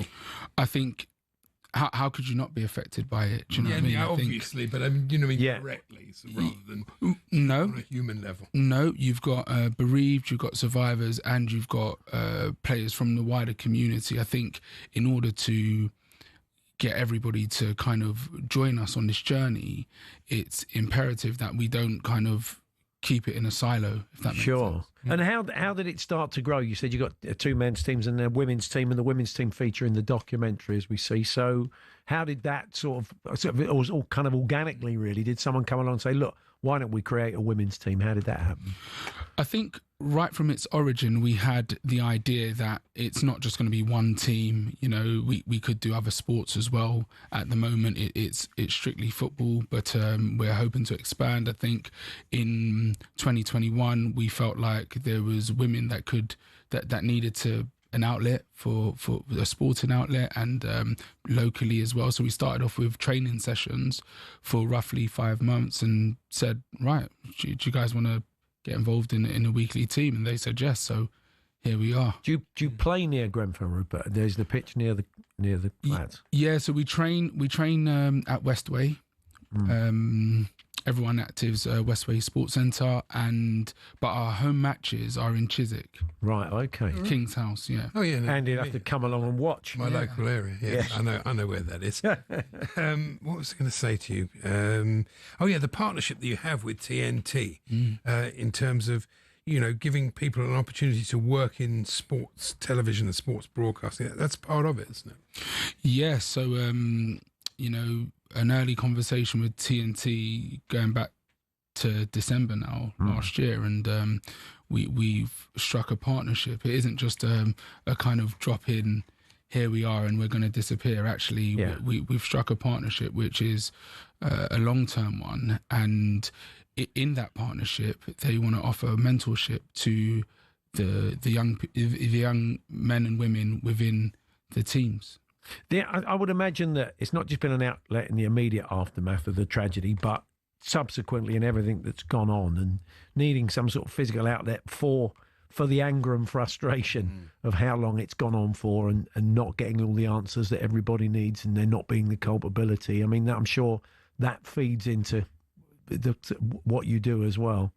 Yeah, I think for us, Grenfell Athletic has never been political. So for us, it's just been about respite, solace, a place that you can call home with a newfound family and a safety net to make mistakes. So from our perspective, I mean, there are people out there that are, you know, fighting a good fight for justice. And then there's us that are trying to look to the future and kind of move beyond the challenges. I mean, we see in the documentary the comment made, this is for the 72. I mean, it's always there, isn't it? Where the team, the badge says it, and I take it the people who lost their lives are always on everybody's mind when you go out onto the pitch. Absolutely. No matter how big we grow, how fast we expand, we'll always be a community-focused organisation. So we'll always push for the memory of the 72 people that lost their lives in that fire. Because when you drive in to London or drive out from the west, you can't not see it. You can't. It's still there. It's still standing in the town. It has a cover over it and a banner, and you know it's there as a reminder, a constant reminder. Yeah, I've never driven past it, honest, and not thought about that night and thought about what happened there. You can't. You can't not. Yeah. Most people often say to me that they remember where they were when it actually happened. Well, we were working at the ICC Champions Trophy at the cricket. We were in Cardiff. We just got off the train in Cardiff. We were just about, I think England were playing that night. We were about to go out and get something to eat and have a drink and watch the England game. We just turned the TVs on in the hotel room, dumping our bags, and there was the fire was happening. And then getting back later that night after the game, and just the shock of what had happened. I mean, I think most people can really vividly remember where they were and how much worse it got. Well, it just looked like a block of flats were on fire. You could see was this awful tragedy unfolding. Yeah, I mean, it absolutely catastrophic, to be honest. But yeah, people remember where they were, and often what we find is that people say that they were so removed from it that they're not quite sure how to get involved or how to support or how to be a part of it. And I suppose long and short of it is Grenfell Athletic is one of the legacy projects, which can definitely tie you in and get you involved if you're interested. And how are the teams doing at the moment? Oh, the women are doing the best. Oh, good. They've drawn once and won 3 so far, so they're in a very good place at the minute. The Sunday lads, they've played 2 matches and unfortunately lost both of them. One in a league, one in a cup. And the Saturday boys are doing great. They've started off really strong as well. Fantastic. So if you want to find out more about the team, grenfellathletic.co.uk. You can also buy the shirts if you want to support the team, and other gear as well, so you can wear the colours. And you can watch the documentary this evening at 10:30 on TNT Sports 1, a beacon of hope, the Grenfell Athletic story. Rupert, more power to you. Keep doing what you're doing. Thanks very much for joining us in the studio. Thanks for having me. Rupert Taylor there, as we said, one of the founding fathers of Grenfell Athletic. It's Paul Hawksbee, Andy Jacobs here on talkSPORT. Dave Worthington, former player turned scout, unearthed some gems over the years for Big Sam, for the Jose and more. He'll be telling us his story, chatting about his autobiography. We're here with Toolstation, standing behind every single tradesperson of Britain. Next stop, Toolstation.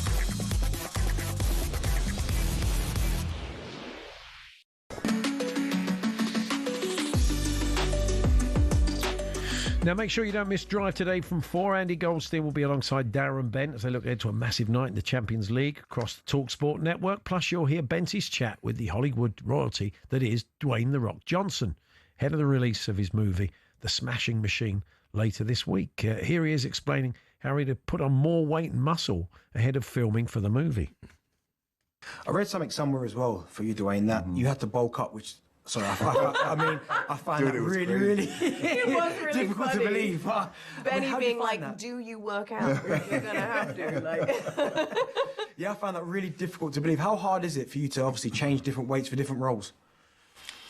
Well, I've done that in the past, you know, a couple of pounds here, 5 or 10, you know, modulate the weight this up was and down. massive. This was yeah. bananas. Like, Benny came to me and we had a good laugh about it. He said, I don't know how to say this, and I don't know if you've ever been asked this, but you're going to have to get bigger. And I kind of laughed, but I knew he was right because Mark Kerr was puffier. Puffier, because Mark was a big guy. There we are. So that's The Rock with Emily Blunt. Have you seen any co-star clips in the of film? this? It looks very good, doesn't it? It's a remarkable transformation. Yeah. It's completely different. So you can hear the full chat with Dwayne "The Rock" Johnson and Emily Blunt on Drive from 4 p.m. today. So, quite the career from defender at a number of clubs to top scout. Dave Worthington had quite the life in football, and he's now written it all down in his new book, Worthy. I do believe Dave joins us now. Hello, Dave. Hi. Thanks for inviting me on here today. Yeah, pleasure, Dave. It's a great pleasure, Dave. Yeah, we say quite the career, wasn't it, really? Certainly. I mean, how did that transition come about from your playing days into becoming a scout? Who first knew that you had an eye for a player? I don't think it was really someone recognising that. It was a time when I'd come back after my football career finished, and I'd had a haulage business in Halifax, came back to my hometown, and I just did some scouting at Halifax Town, you know, to try and find a few players, because at Halifax Town you had to do quite a lot of jobs. I was commercial manager, I was reserve team coach, I was a director at one time, as well as being a player. So at Halifax, with so many jobs to do, and they were skint, I just started doing a bit of scouting for them at nights, trying to find some players, you know. So it started really by accident, I would say. Yeah. It's changed so much, hasn't it, recruitment? I mean, originally it was really people like yourself with a sort of gut feeling about a player and about the sort of man that they were and all this type of thing. But it's become quite technical now, hasn't it? Yeah, it has, and it's only my opinion, but I think a lot of the data is not wasted, but it can be good data. But I always think at the end of the day, when you're going to sign a player, that you must watch them. You must have someone with an eye to see the things that data can't show. You know, It's okay saying they can run so many meters in a day, but you know that could be just a good athlete, nothing to do with where he's running or what he's trying to do. Is he helping the team or is he running away from disaster and things? So I don't know. It's a mixture, in my opinion.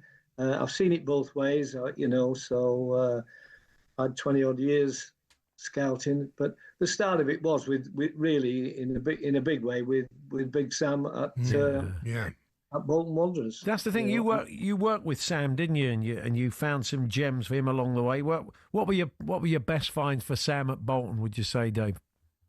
I think the best one for me, it's probably one that a lot of people don't know about. A guy called Abdullah Faye. And it was.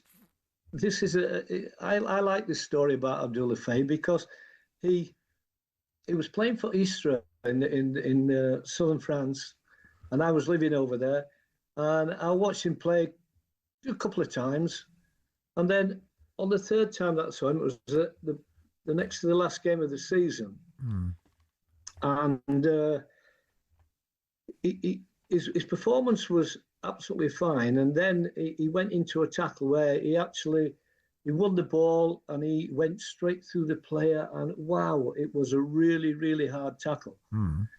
I had a decent opinion of him before that, but once I'd seen this, I suddenly thought, this boy can do something in the Premier League. He can do something for Bolton. Okay, he might not just have the ability of the top clubs, in his technique and his passing ability, but he would win the ball for us and he would fight and battle. And at Bolton, we didn't have, you were on the receiving end against a lot of big clubs, your Arsenals and Man Uniteds at the time. And so I watched Abdullah, and I said to the gaffer, I said to Sam, I think I've found a player now. I really like him. He said, well, get me a ticket. I'll go and see him next week, and it was the last game of the season. But unfortunately, in that tackle that I saw, he actually got booked for the fifth time, and he wasn't going to be playing in the last game of the season.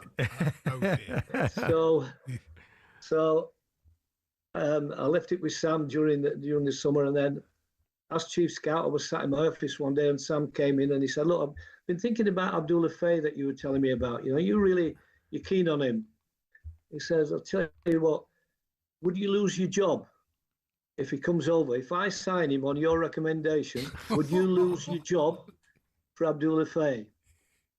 And I went, "Oh my goodness." And I studied it a minute or two. He says, "I'll leave you with it." And he just walked off, went to his office.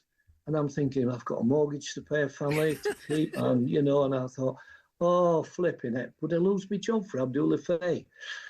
Anyway, after a few seconds, I went, of course you would. You've no problem. He's going to be a hit in the Premier League. It's not a problem, Dave. So I stood up and I walked down to Sam's office. I knocked on his door and I said, "Yeah, I'll lose my job for him if you sign him." And, he signed him. And he was such a hit there. We got him for peanuts, I think 750,000 or something. When Sam went to Newcastle, he took him straight to Newcastle with him. I think he paid about 6 million, and he got sold on from Newcastle when Sam left. And and Abdullah Faye was a hit in the Premier League, and I was so glad that Abdullah had played so well that he kept me in a job. Do the players? I often wonder. Do the players know that the role you play in their lives, you can turn their lives around? Do they thank you for it, Dave? I suppose so. Maybe some of them do. Yeah, not all of them. But when they do meet you, if you're just scouting, you maybe don't come into contact with them again. But as it happened with Abdullah, I was chief scout at Bolton, so he could come in. I was there in training every day, watching him in training, and he definitely said thank you. More than once, because just it changed his career. One final one, Dave. We're nearly out of time. Your brother Frank Worthington, a lot of the listeners will know, an absolute genius of a player, wonderful player. And I just wonder now if you were scouting Frank, or if somebody went along in this modern era to scout Frank. He was a great maverick. You could imagine them saying, well, he doesn't do enough tracking back, he doesn't do enough of this. They'd find plenty of reasons. The fact he was a genius and could do anything with a board. I mean, I wonder what you think the talent would shine through still? Yeah, I think for me, the talent would have shone through any club, all the big clubs. He could have gone to any of the big clubs without a doubt. There's no fear of that. And I would love to see him in today's football, playing on the pitches that we have today that are absolutely perfect. Yeah. To show his skills, in today's football, he would have been absolutely wonderful. He was a top class player, was Frank. Great entertainer. We're out of time, Dave, but we wish you well with the book. Thank you very much for joining us. All the best. Well, thanks for advertising it. Yeah, I hope it goes well. And it seems to be the way I've done the book signing sessions so far. That's good so news. It's going quite well. Plenty in it as well that we haven't touched. Thank you, Dave. All the best. Thanks for having me on. Cheers. Dave Worthington there. The stories we never got round to. Working at Chelsea under Roman Abramovich, working with Jose. Part of Leicester's title-winning season with some of the signings. Some great old stories of Laurie Mack and Graham Taylor and his brother Frank. So, it's called Worthy, Scouting Adventures and Football Life of Dave Worthington. It's available now, published by Pitch. Still to come this afternoon, Jacob Holley joins us. We've heard he's a big Arsenal fan and a comedian, and Mikel Arteta is turning to the RAF to improve his communication skills. We'll see what... Does he like slightly off-kilter Mikel, who comes, light bulb Mikel? When they're winning, yes, it will be the answer. We'll get his thoughts on it. I'm sure he doesn't. He'll be delighted that Saliba signed a contract extension today. Lars Sivertson joins us to mop up some of the other big ties this evening. He's a Bodder local, so they play Bodder. They play Tottenham tonight, Bodder Glimt. And Andy's nonsense coming up next. We'll explain what that is in a few moments' time.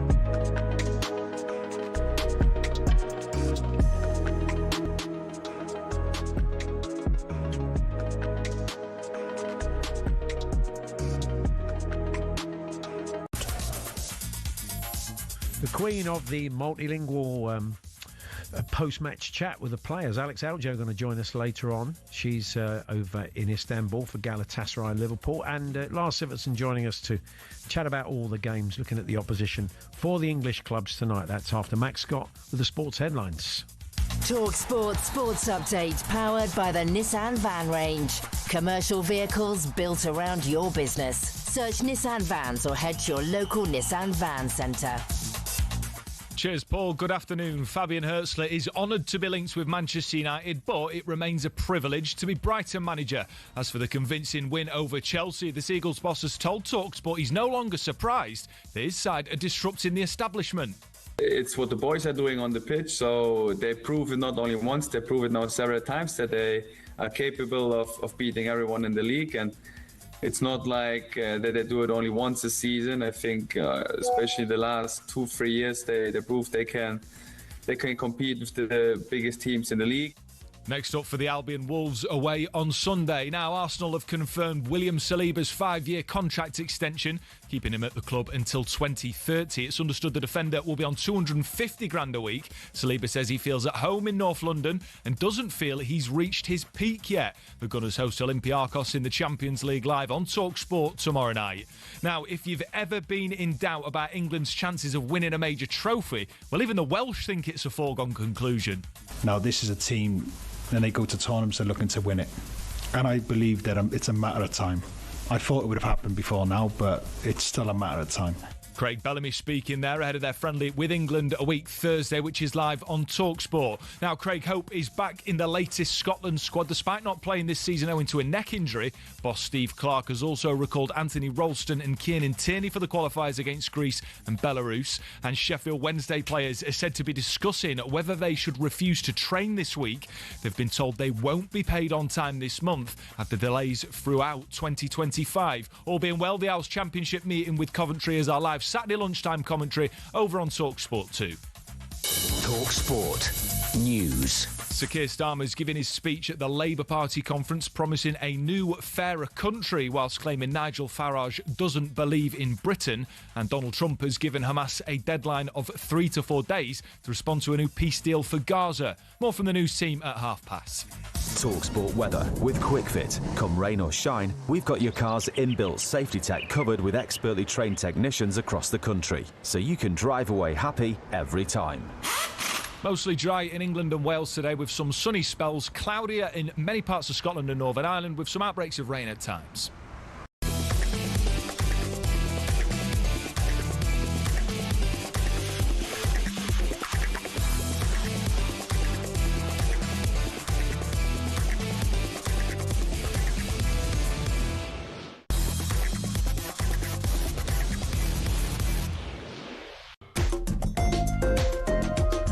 Good afternoon, Paul Hawksbee, Andy Jacobs here on talkSPORT. Alex Aljo joining us live from Galatasaray Stadium, head of the game against Liverpool tonight. Jacob Holley on the sometimes strange antics, but effective, of course, of Mikel Arteta, his manager. He's a big Arsenal fan and comedian. Lars Sivertson looks at some of the big games tonight as well, both of which you'll hear. Chelsea, Benfica and Galatasaray, Liverpool here on talkSPORT. Getting some nice reaction to our chat earlier on. We were talking wheelchair rugby with Jack Brown, one of the stars of the game the other day.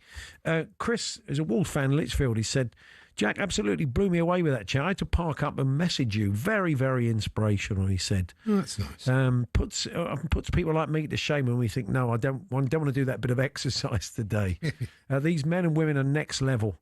Lottery funding needs to make sure it's used here. It does, by the sound of it, which is good news. Sorry, long message, but it really got to me. It's nice, Chris. Thank you very much, and hope Jack is still listening. Know you inspired him. But the point of this little section here, Andy, is for you to delve into. You collect lots and lots of news stories, don't you? And look, I do. Bits and pieces. I do lots of bits just in case there's a gap in the show. Or, you've got material. I've got material. I've always done it for the last 20 years. It builds up, doesn't it? It does, and it basically I've broken it down. It consists. There's a pattern to all of it. Yeah, it consists of either daft letters to newspapers. Yeah, posh people you've never heard of news. Yeah.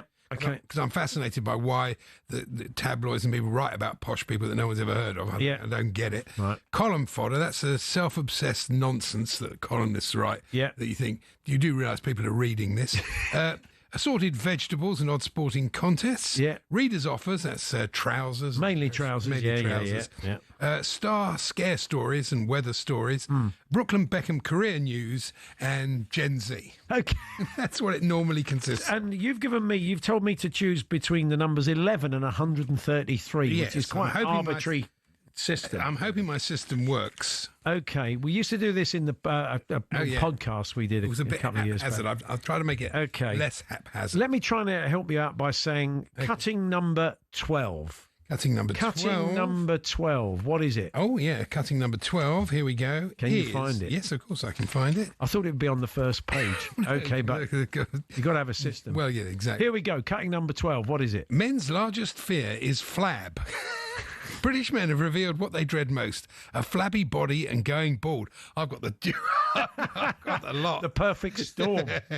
A poll of 2,000 men found that 75% admitted being insecure about their looks. Yeah. Yeah, you know, that's fair enough, really, isn't it? Yeah. You can get on the jabs now, can't you, of course? Oh, I wouldn't, though, you know. No, I mean, it's... Imagine if the moose did, though. And if he was suddenly lithe as a cat. I bet Jose would still love him. He'd go off him, wouldn't recognise him. He wouldn't be as cuddly. The moose can't do that because his whole gig is really going up to people who recognise him straight. None of those clothes would fit. None of his moose tops would fit, would they? He can't. It's part of the brand. When he shakes hands with all the people that are playing in that particular game, because at lower level football, you can, as the players approach the pitch, you can sort of you can in the mix zones as well. He's got plenty of top pros doing that. Yeah. Anyway, shall we have cutting? Yeah. Can I say 73? Will it take you half an hour to find it? Cutting numbers. Actually, cutting number 73 is a reference to our old friend Cillian Husk. Who's Cillian Husk? Remind me. Something that Gwyneth Paltrow used to take every day. Oh, he's not like a playwright or something. We decided it sounded like an old actor, Cillian. Hello, I'm Cillian Husk. So it's something that Gwyneth Paltrow drinks every day. Yes. What, in powdered form? Yes, very, very much so. It costs about 200 I take it it's the husk of a psyllium. What is a psyllium? No idea. Okay. Some sort of mushroom, I would imagine. Okay. Some sort of... You are. So, so tell us about that. Is that That's it. That's it. Nothing else. It's just a reference to It's just that. a reference. I don't know. Okay, right, fair enough. Yeah. Should we say number 44? Number 44. Cutting number like yesterday when we were doing the cup Number drop. 44. I feel like she'll be holding the balls up to the camera. We were doing an FA Cup draw, in case you're worried about what I just said. Here we go. Yeah. Number 44. Yeah. It is... Yeah, what's the story, Andy? It is this strange wedding announcement. Oh, yeah. The marriage took place between Mr. A.A. Dijkstra and Miss S.N. Molson at All Saints Church. The bride was attended by Miss Louisa Molson, Lucas Brazzi, Casper Brazzi, Allegra de Bono, Lauren Dijkstra, and Atticus Molson. That's a lot of people, isn't it? It is. Yeah, that's a lot of attendees. They all sound quite posh, though, don't they? You think they're the Molson family, the booze family, the Canadian beer family. I wonder what they would drink. You got any Molson? No, we don't get a lot of call for it, mate. That would be good. The system's working well, isn't it? Really, I'm quite surprised. Never worked this well on the podcast. 31.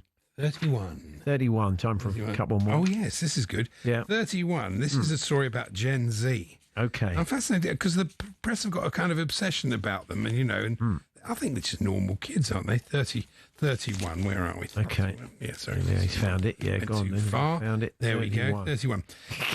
Fungi off the menu. Fungi? Fungi or fungi. Oh, yeah. Fungi off the menu is the headline. Yeah. Gen Zers admit to being picky eaters and find it difficult to choose a meal. Mushrooms top the fussy list, with 44% avoiding the fungi. We got a few next door, Gen Zers. Mushrooms, thumbs up, thumbs down for the mushrooms. Mushrooms, thumbs up. Where's Georgia? She's normally very... Oh, mushrooms, no, not in this room, not on this straw poll. A lot of love for the mushrooms. And obviously, you know what I mean in that sense. Not that I'm suggesting at all. No. Although, honestly, some of the producing on this show, I wouldn't be at all surprised if they're on mushrooms next door. It would explain a lot. Explain quite a lot. Number 12. Number 12? Yeah, go on. It should be quite easy. You've done number 12. I'm so okay. I can't believe it. I had 1,133. Number 6. I can read it again if you want. No, don't do that. Number 16. Number 16, you're going very low. Well, I'm just trying to make it easy for you. I'd rather go delving All right, we'll do one more after this, and I'll set you to work. Number 12. Number 16 is a letter from Jane Bird. Number 12. Jane Bird, who wrote the odd Jane Bird, who wrote to the Sun, actually. Oh, okay. Well done to her. She said, I'm surprised the decision to delay the release of Robbie Williams' new record, Britpop, is to avoid clashing with Taylor Swift's new one and give him the chance to overtake the Beatles with the most #1 albums. I'm sure most people wouldn't remember any of the albums by Robbie. God, it's a bit harsh, isn't it? No need for that. I don't think that's true, is it? Some of the biggest hits of the last 20-odd years, isn't he? You know, what can you do there? OK, then 132. Oh, right. I think we're going to finish this off with 132. It's another Gen Z story. Oh, you're obsessed, aren't you? Well, I've got lots of other stuff, like column fodder. But it does allow us to do a kind of very basic straw poll next door based on what this is said. Oh, no, this is a bit mad. OK. Young people like beer on the rocks. Can't think of anything worse than that, can you? Ice in the beer. There was a time, according to the Times, when the only thing chilling a pint was the landlord's glare. Yeah. But now, in pubs across the country, young people are driving a controversial trend, ice cubes in beer. Oh. Traditionalists. You're right. Have you had an icy beer? I have, actually. Yeah. Traditionalists. Not say traditionalists. Because you're drunk, man, that's why. It's vandalism. Yeah. To young people, it makes sense. Hydration with a head. Yeah. It's an odd thing, that, though, isn't it, really? Let's, OK, there. Ice in your beer, guys. Ice Gen Zers. Thumbs down. Thumbs down Becky there. And ice in your beer. Do you put ice when you have a beer? Ice in it? I'm not sure the producer is Gen Z, is he? He's a bit old for that, isn't he? I think he's more Millennium Babe. Is he? This film, Babe. So thumbs down generally from the actual Gen Zers in there. No, that one's not working. No, well, fair So I think we'll leave it there, Andy. I'd say a partial success. Well, partial success. Yeah, we'll return to it next week. It's going to be random. Some weeks it'll be different. That's the nature of it. That is the nature of it. Let's not forget we've actually got some pretty massive European football matches. And we'll turn our attention to those next. Lars Sivertsen will be joining us. Bodø Glimt play Spurs tonight, and he's a local lad. So he has skin in the game. We'll kick off with that, as we're not bringing you commentary of that. We will keep you updated. We will bring you Chelsea, Benfica, Galatasaray, Liverpool. We'll look at where they're at as teams currently, heading into those matches, with Lars very shortly. We're here with the good people at Tool Station, ready to help at over 580 stations nationwide. Next stop, Tool Station.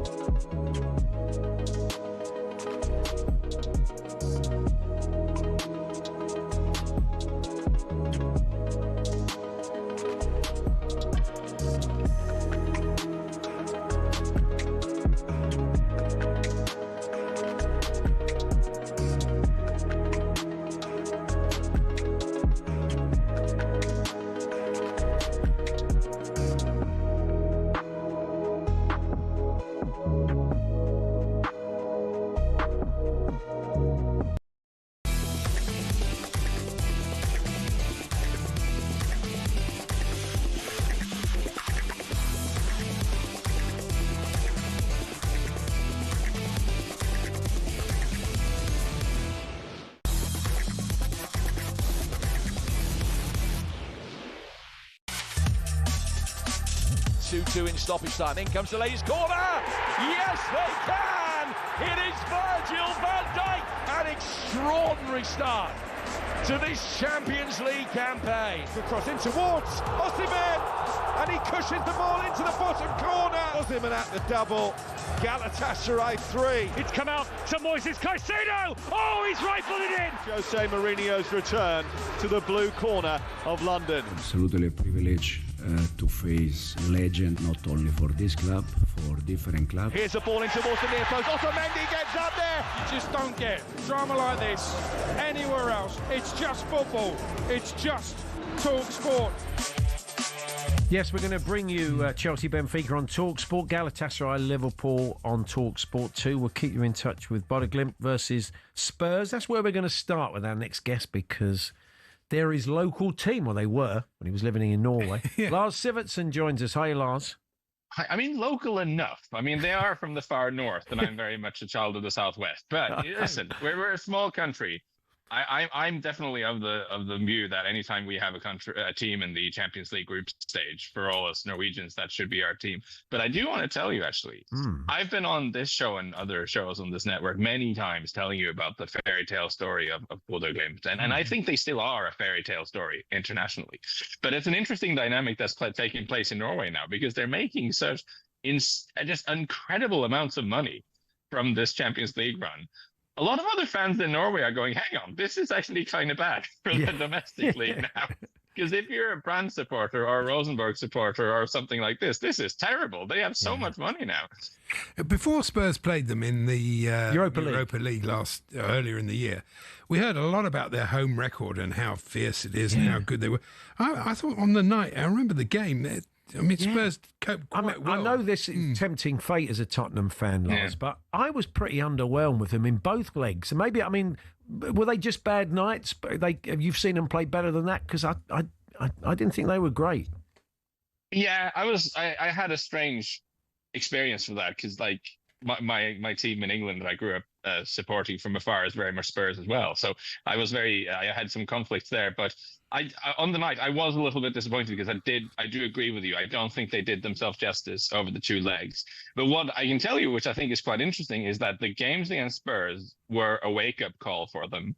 For as much as they've been hugely successful domestically, for as much as they've had some nice scalps in Europe, they were a little bit taken aback by how much they struggled against Spurs. And what is being said is that they've actually changed some of the way they train and prepare now, because what they took from the Spurs doubleheader was that they need to get more physical if they're going to stand up to the best teams abroad. They were really outfought in those games. And this is the team that's built on moving the ball quickly. It's built on playing out from the back, possession football.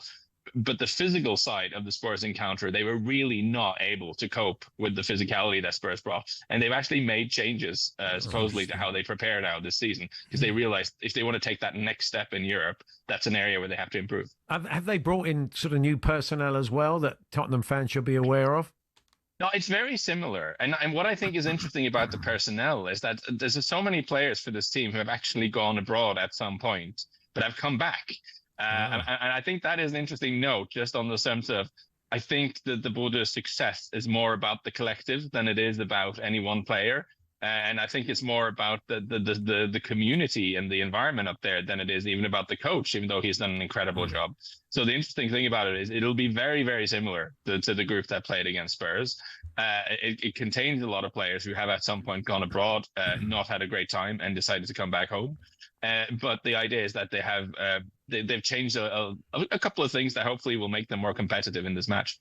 Presumably the weather's going to be a bit better, isn't it? When you played them last time, it was quite more wintry, wasn't it? What sort of conditions are we looking at this evening? I don't think I'm going to immediately look up what the weather is in Bodø. I mean, I really should have prepped for this. I should have checked. It's a factor, isn't it, when teams go there? Bad. It's actually not bad. I mean, this is bad news for Bodø. It's not that bad at all. In the daytime today, it's been sort of 12, 13 degrees. So it's really sort of cold autumn weather in London. So that's not going to be a huge difference. Good thing for Spurs, I suppose. Yeah, good time of the year to play them. Let's move on to Benfica. Has Jose been sprinkling his fairy dust in the short time he's been there? Not really. It hasn't started very convincingly. They got quite a shocking draw against Rio Ave in the first game and a very narrow win against Gil Vicente in the second game. But of course, he's come into a team that did have a rough start to the season.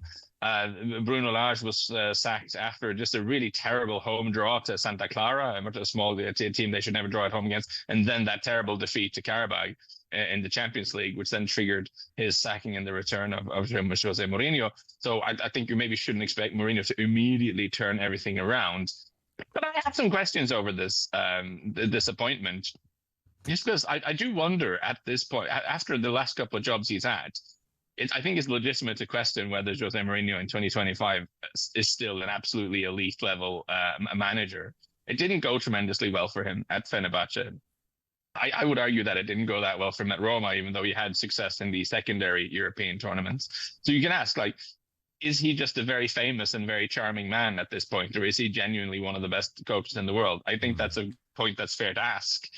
But certainly I think it'll be an emotional thing for Chelsea fans, because as I understand it, there is some disgruntlement with Maresca, not just about the results, but also the way they play. And I think a lot of Chelsea fans miss the days of Jose Mourinho, about the way, the direct nature of the team, the physical nature of the team.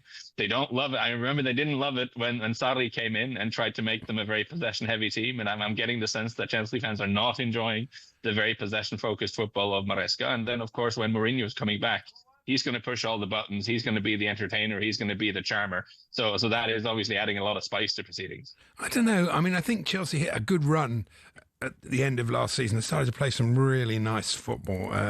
Obviously dependent on a lot on Cole Palmer. Yeah, of course. But, and I think a lot of the stadium-going fans, match-going fans, have more patience. Online. Yeah. The noise comes from people who aren't there every week. People say, "Oh, Maresca's under pressure." I've noticed this.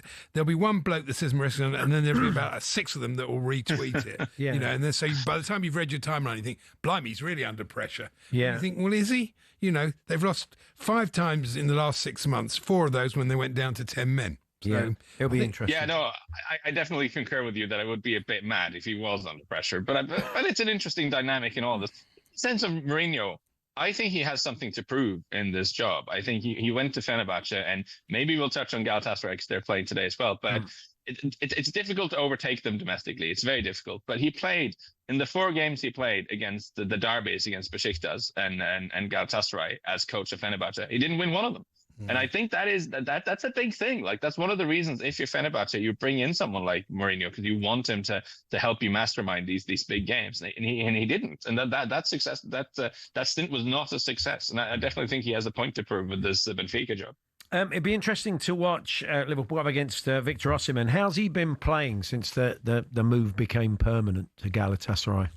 I mean, he's very good, Victor Osimhen. I mean, I'm not really this is, punching down doors that are already open here. Now he's got 2 goals so far this season, and he's very good. And Galatasaray for me are one of the great mysteries of European football because they're so dominant domestically.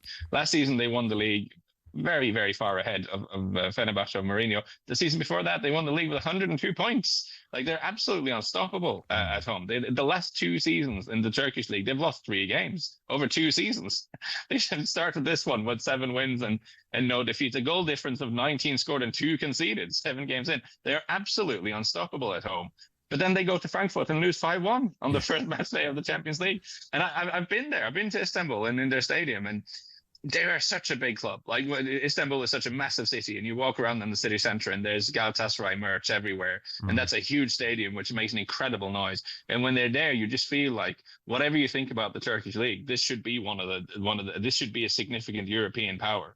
And they keep not fulfilling that potential when they play in Europe. I'm expecting, and I'm just expecting this to be a wild time, because I think one of the reasons they do it is they're so attacking. They're an incredibly attacking team who are prone to stick wingers at full back and just have all attack. They're an extremely attack-minded, chaotic team, and I think the crowd love that when what they're doing is just thumping sort of not very good domestic Turkish teams. But that reset that you have to make when you play in Europe against stronger opponents, I think is difficult for them. I don't expect them to sit back against Liverpool because I don't think they know how. So I think this could be a very entertaining game. It should be a good game. Good stuff. Look forward to it. Lars, thank you. Enjoy the games tonight. All the best. Anytime, guys. Take care. There's Lars Sivertsen there, European football expert. We'll keep you in touch with Bodeglin versus Spurs, Chelsea, Benfica on talkSPORT, Galatasaray, Liverpool, and we're going to cross to the Rams Stadium, I think it is now, isn't it? Rams Park, part of the complex over in Istanbul. Alex Aljo's going to join us. They've always been good at home and struggle a bit away from it. That's always. But they've got Big Dave Sanchez still at the back, of course. Davison Sanchez from our place all those years ago. So, yeah. Jacob Holley joins us for a chat. The RAF are heading into Arsenal's training ground to help out Mikel Arteta, make him a better communicator. Yeah. So what does Jacob Holley, Arsenal fan comedian, make of all that? We'll find out shortly.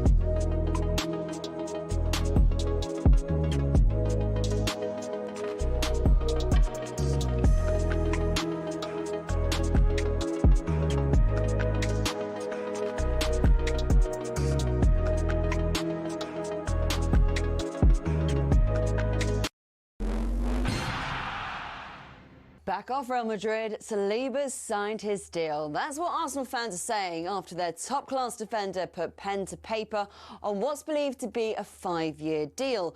talkSPORT's chief football correspondent Alex Crook understands it's worth 250 grand a week. Not too shabby. I think Bukayo Saka potentially is in line for an even bigger deal to reflect his worth to the football club because his contract is up in 2027 as Saliba's was. Arsenal host Olympiacos in the Champions League live on talkSPORT tomorrow night. Tonight, though, Jose Mourinho's Benfica are at Chelsea live from 7 p.m.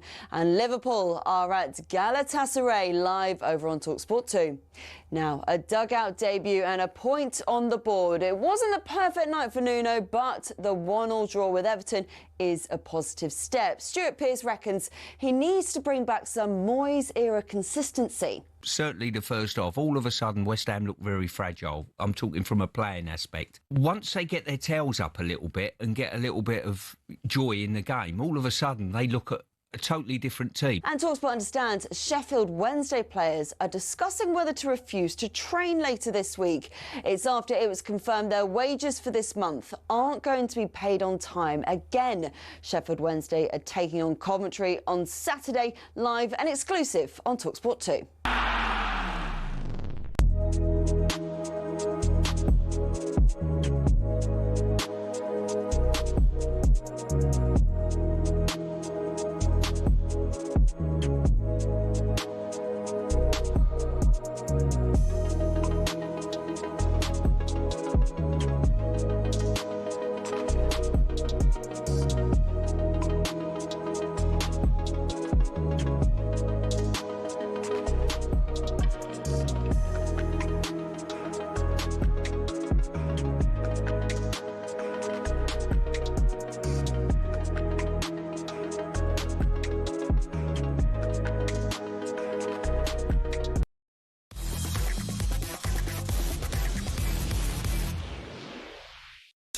Paddy's Pick on talkSPORT with Paddy Power. Can you guess who's made the headlines this week? 18 plus, begambleaware.org. Time now for this week's Paddy's Pick in association with our official betting partner Paddy Power. In Paddy's Pick, I'm going to ask Andy to identify a mystery sports personality who's made news, headlines in the past week, and his Paddy's Pick of the week. Andy's going to get 5 clues to work out who it is. We'll start with £50 in the pot. For every clue we use up without a correct answer, £10 will be taken away. Paddy's Pick, all for charity. We're raising funds for the Rowcroft Hospice, a South Devon charity delivering end-of-life care and support to over 2,000 patients and their loved ones each year. So, Andy, are you ready? I am ready. OK, right. First clue for £50. This week's pick is a winning captain who turned professional in 2001. So we need a winning captain from this week. Winning captain? Could it be the Women's World Rugby? I mean, they won a... There was another big win this week in the world of sport, of course. The Ryder Cup. So, is it Luke Donald? It is Luke Donald. Congratulations. A massive £50. Good. I think Charlie might have got that one as well, but I don't know. You never know what Charlie would have said in those circumstances. He won his maiden title in November 2002 in the Southern Farm Bureau Classic. May 2011 took the top spot in the official World Golf Ranking after winning the BMW PGA Championship at Wentworth.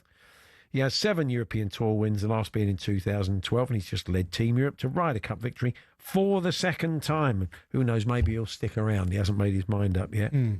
Yep, Luke Donald, Paddy's Pick of the week for a memorable Ryder Cup victory on American soil for the first time in 13 years. So brilliant, good news.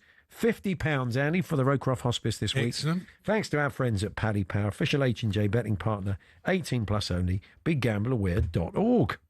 Paddy's Pick on talkSPORT with Paddy Power. Can you guess who's made the headlines this week? 18 plus, begambleaware.org. I think it's fair to say that Mikel Arteta can be a touch quirky at times. It seems to work. The team are doing rather well. His latest is his invitation to RAF fighter pilots to join Arsenal at the training ground to improve the way he speaks to his players. This on the back of light bulbs and never walk alone over speaker systems and other matters. So it will be quite interesting. If you can get the cameras into the halftime team talk to hear Mikel Arteta saying, "Now look here, chaps, we're going back out tonight, and it could be quite hairy up there." It'd be good, wouldn't it, if he's like that? Just talking like Pickles or somebody. Let's see what Arsenal fan, he'll probably forgive him everything at the moment after that result of the weekend. Jacob Hawley, comedian, podcaster and Arsenal fan, joins us. Hi, Jacob. Oh, we can see you. We can't hear you. Sorry, Jacob. We're going to be... Yeah. Have you got me? We've got you. We've got you. you. Yes. Afternoon. Great show so far. Thank you very much. Hello, Jacob. That's That's the way you'll all be talking around the club soon. It'll be just pipes. Everybody will have pipes. It'll be like the old days of sitting around in chairs waiting for the siren to go off to go out for the second half. Look, it works, I guess. It works for him. And you can kind of see what he means. He said that the brevity of their communication, they have to get a lot of information across very quickly because if they, procrastinate, they're dead. So that the stakes are quite high. So I can kind of see the sense, but it does feel classic Arteta, doesn't it? He's mad, isn't he? He is a bit mad. He's been doing weird stuff since he got here. The light bulb, we've got a dog called Win. I think it's all a bit embarrassing, but I do think, and I to sort of name drop and show off a little bit, I did a little bit of, I filmed some content at the training ground with Arsenal a couple of weeks ago with young Miles Lewis-Skelly, right? And all the players were there doing media stuff. It was just after they'd flown back from Spain for the Bilbao game. And these are like super athletes, the most talented people you'll see. Unbelievable young men achieving things I'm never going to achieve, making money I'm never going to make. And you realise after sort of a few minutes in their company that they're a bit mad as well. And that's how they've got there. And so I think to layman's like us, not to say that you two gentlemen aren't, incredible athletes, but to layman's like us, I think a lot of this stuff can sound a bit mad and a bit cringe and a bit weird. But these guys, they're aliens compared to us. They're weirdos. They're freaks. They're supernaturals. We're never going to understand their ways. And if getting the RAF in to explain how to speak briefly, because that couldn't be explained by anyone else, could it? It's only the RAF who speak briefly. Yeah. I mean, I've been playing football since I was a kid. Man on works, pass it works, and swearing a little bit while you say the word shoot tends to work. I've never felt the need to speed up myself. I've never felt the need for military intervention to speed up the way I tell people how to pass the ball on a five-a-side pitch. That's why I'm on a five-a-side pitch, because I don't know what I'm doing. Yeah. You maybe have tapped in. And it's marginal gains. Like, we've seen lots of great sporting achievement in this country through marginal gains. So it's all about buying into it. It's like in any business, any organisation. Yeah. All the time the team are doing well and the players are getting the message in they like and they believe in the manager, which seems to be the case, they'll go with it. I mean, why wouldn't they? It's proving successful. And I think every team is doing these marginal gain things now. Everyone is trying to take every little bit they can to squeeze a bit more out. Everyone's doing long throws. Yeah. Everyone's fighting over towels on the side of the pitch. I saw Calafiori get in trouble because he tried to nick Pope's towel at the weekend. Yeah. Even PSG, right? We hold up PSG. We think they play nice football. They've got these technical little midfielders. They look like Barcelona. They've got the old Barcelona coach. Kick-off, they're doing the rugby thing. Just launch it up, so the other team get a throw in, then you can press for some reason.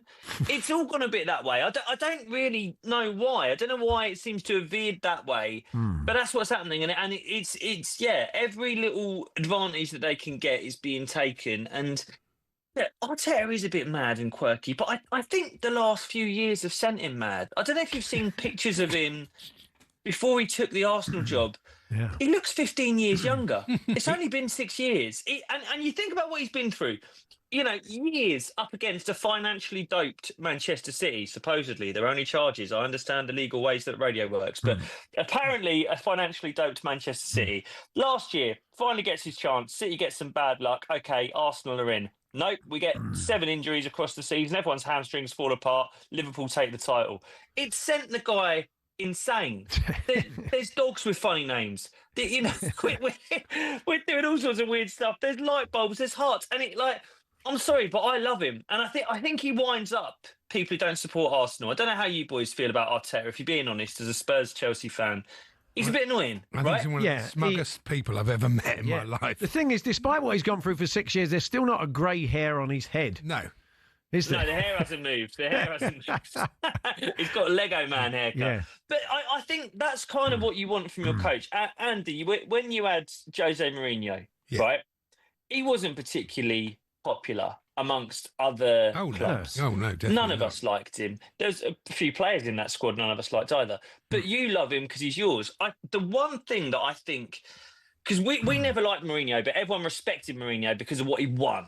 And I think if Arteta wins this season, the way everyone else around the Premier League thinks of him is going to change. Because at the moment, he's just this annoying numpty who doesn't win anything and it's all a bit silly.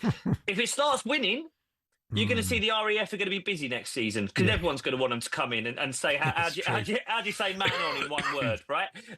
It's going to become a thing where people look at him and go, well, he was mad, but it worked. But now he's won. Smoke coming out the boots of the players as they run along. He's got no excuses now. You can't say Arsenal haven't spent an absolute fortune because they have. Yeah.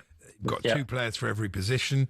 They look well set. Yeah, I mean, just Saliba signed a new deal, and Saliba signed his new deal. Then I was saying, just finally, Jacob, we have to move on. That you should be quite zen about those players that you're trying to get on board, because you look at a player like Saka. Where's he going to go? Where's better for him than Arsenal at the moment? Barcelona and Real Madrid are pretty well covered in his position, I think it's fair to say.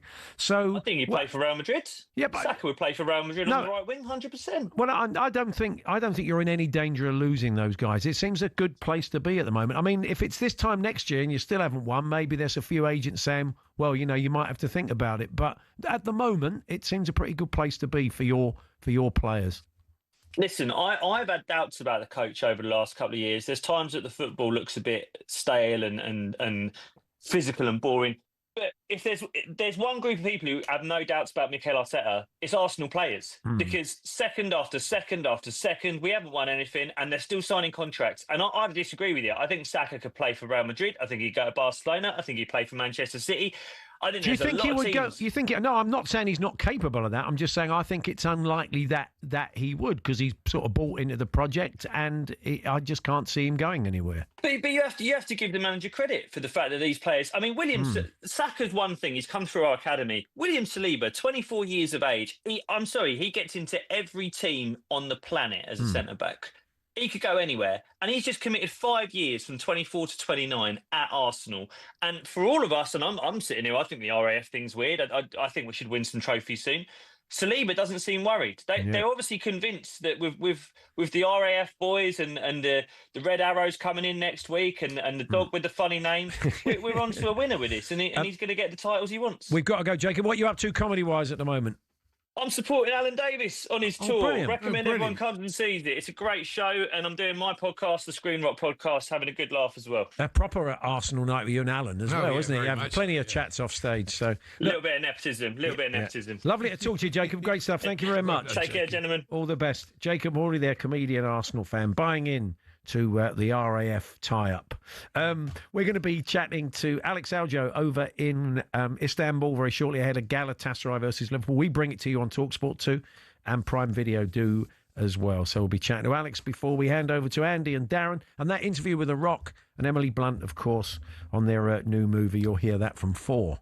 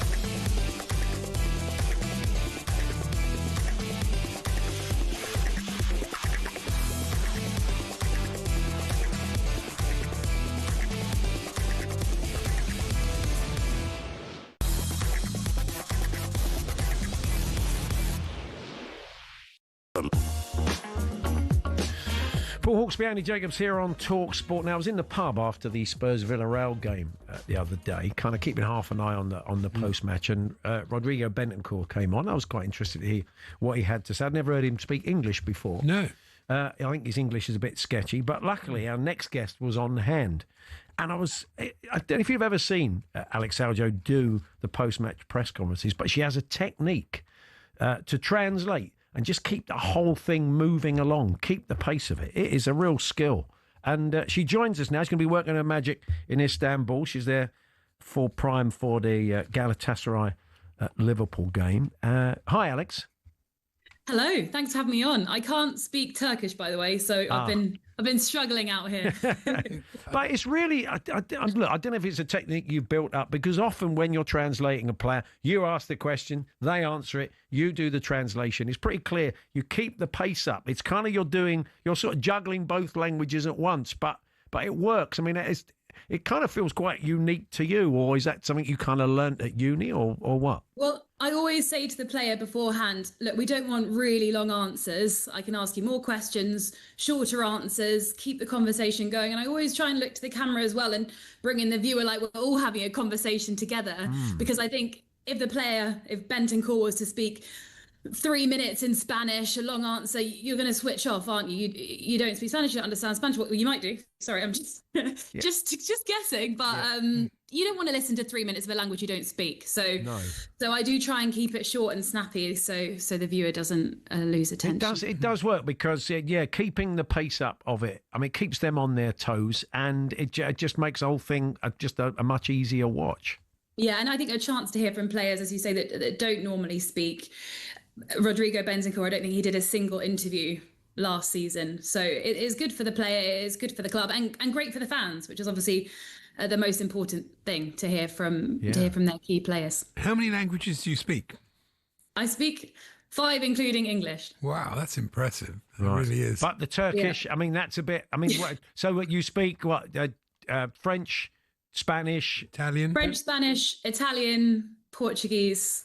French, and a little English. Is there one you'd like? Is there one you'd like to crack? Is there another one you'd like to master? I think I'd like to learn German. Could be useful. A lot of German players. But then the German players all tend to speak really good English, though. That is true. That is very true. On to tonight. It should be an interesting game. There'll be plenty of players for you to speak to in the languages you do know, of course, after the game. Yeah. Plenty of players to speak to, Liverpool players. Ekitike spoke yesterday to a colleague of mine, but he's got great English. He spoke ahead of the game, which implies he will probably be starting tonight, rested, an enforced rest, should we say, at the weekend after that red card for taking his shirt off, but expected to start, which would mean Alexander Isak would start on the bench, not fully fit yet after a complicated summer. I think we're expecting Hugo Ekitike to start. And then some very familiar faces in the Galatasaray team as well. We've got İlkay Gündoğan, Lucas Torreira, Mario Lemina, Leroy Sané, Davinson Sanchez, formerly of Spurs, and Victor Osimhen as well, who's just come back from an ankle injury and could also start tonight, been linked with some big Premier League clubs as well. So really looking forward to tonight. I've heard a lot about the atmosphere away at Galatasaray. It's known as the Lion's Den. They're getting the Liverpool fans in 3 hours ahead of kickoff. They're getting in shuttle buses from the city centre, so getting them in early, and then they have to stay, I think, up to 2 hours post-match as well. But really looking forward to it. It will be noisy when you're doing your post-match in there. And one of the features they've got, Dean Saunders is on the sports bar tonight. Graham Souness and Dino sat down with Gabriel Clark to talk about the 96 Turkish Cup final when Graham planted that flag on Fenerbahce's pitch. So that should be interesting. You got me? Yeah. No, the flag, yes, which he planted on Fenerbahce's pitch, which turned him into an immediate legend at the club, is actually in the club's museum, because I saw it with my own eyes yesterday at the stadium, which is just behind me here. That iconic flag is there. So that will be a brilliant Gabriel Clark feature as he sits down with Souness and Dean Saunders. That's later on in the programme. Brilliant. Well, enjoy the game, Alex. Thanks very much. Thank you so much. Good to speak to you. There we are. That's Alex Aljo there. You'll catch her in the stadium after the game, chatting to the managers and the players. Prime Video's coverage of Galatasaray Liverpool begins at 6:30, kick-off at 8. And you can watch talkSPORT on Prime Video as well. You can just switch between the two, get into the game. And, of course, we're going to bring you the game live on talkSPORT 2 tonight. And as we said, Dean Saunders, a man who played with both clubs, will be on the sports bar with Jamie O'Hara. And it's Chelsea-Benfica, the game you're off to. How are you feeling about tonight? You feeling confident? You're better than them, aren't you? Well, I don't know. We beat them in the Club World Cup, but it'll be a different team. Yeah. Look, it's a bit tricky. Chelsea are going through a bit of a sticky time, and I don't expect it to change in the near future until they get a few players back. Enjoy the match. Thank you. Just time to tell you about the latest episode of the talkSPORT Daily, available now. Jeff Stelling and Gabby O'Bonnell will discuss why football continues to put armchair fans over match-going fans were late kickoffs and ridiculous ticket prices. That is very true. Go and check it out. talkSPORT Daily available now. Some big stars on Drive, not Andy Goldstein and Darren Bent. Take that as read. Emily Blunt and The Rock going to be chatting about their new movie. That's coming up very shortly. Enjoy the football tonight and stay tuned for Drive.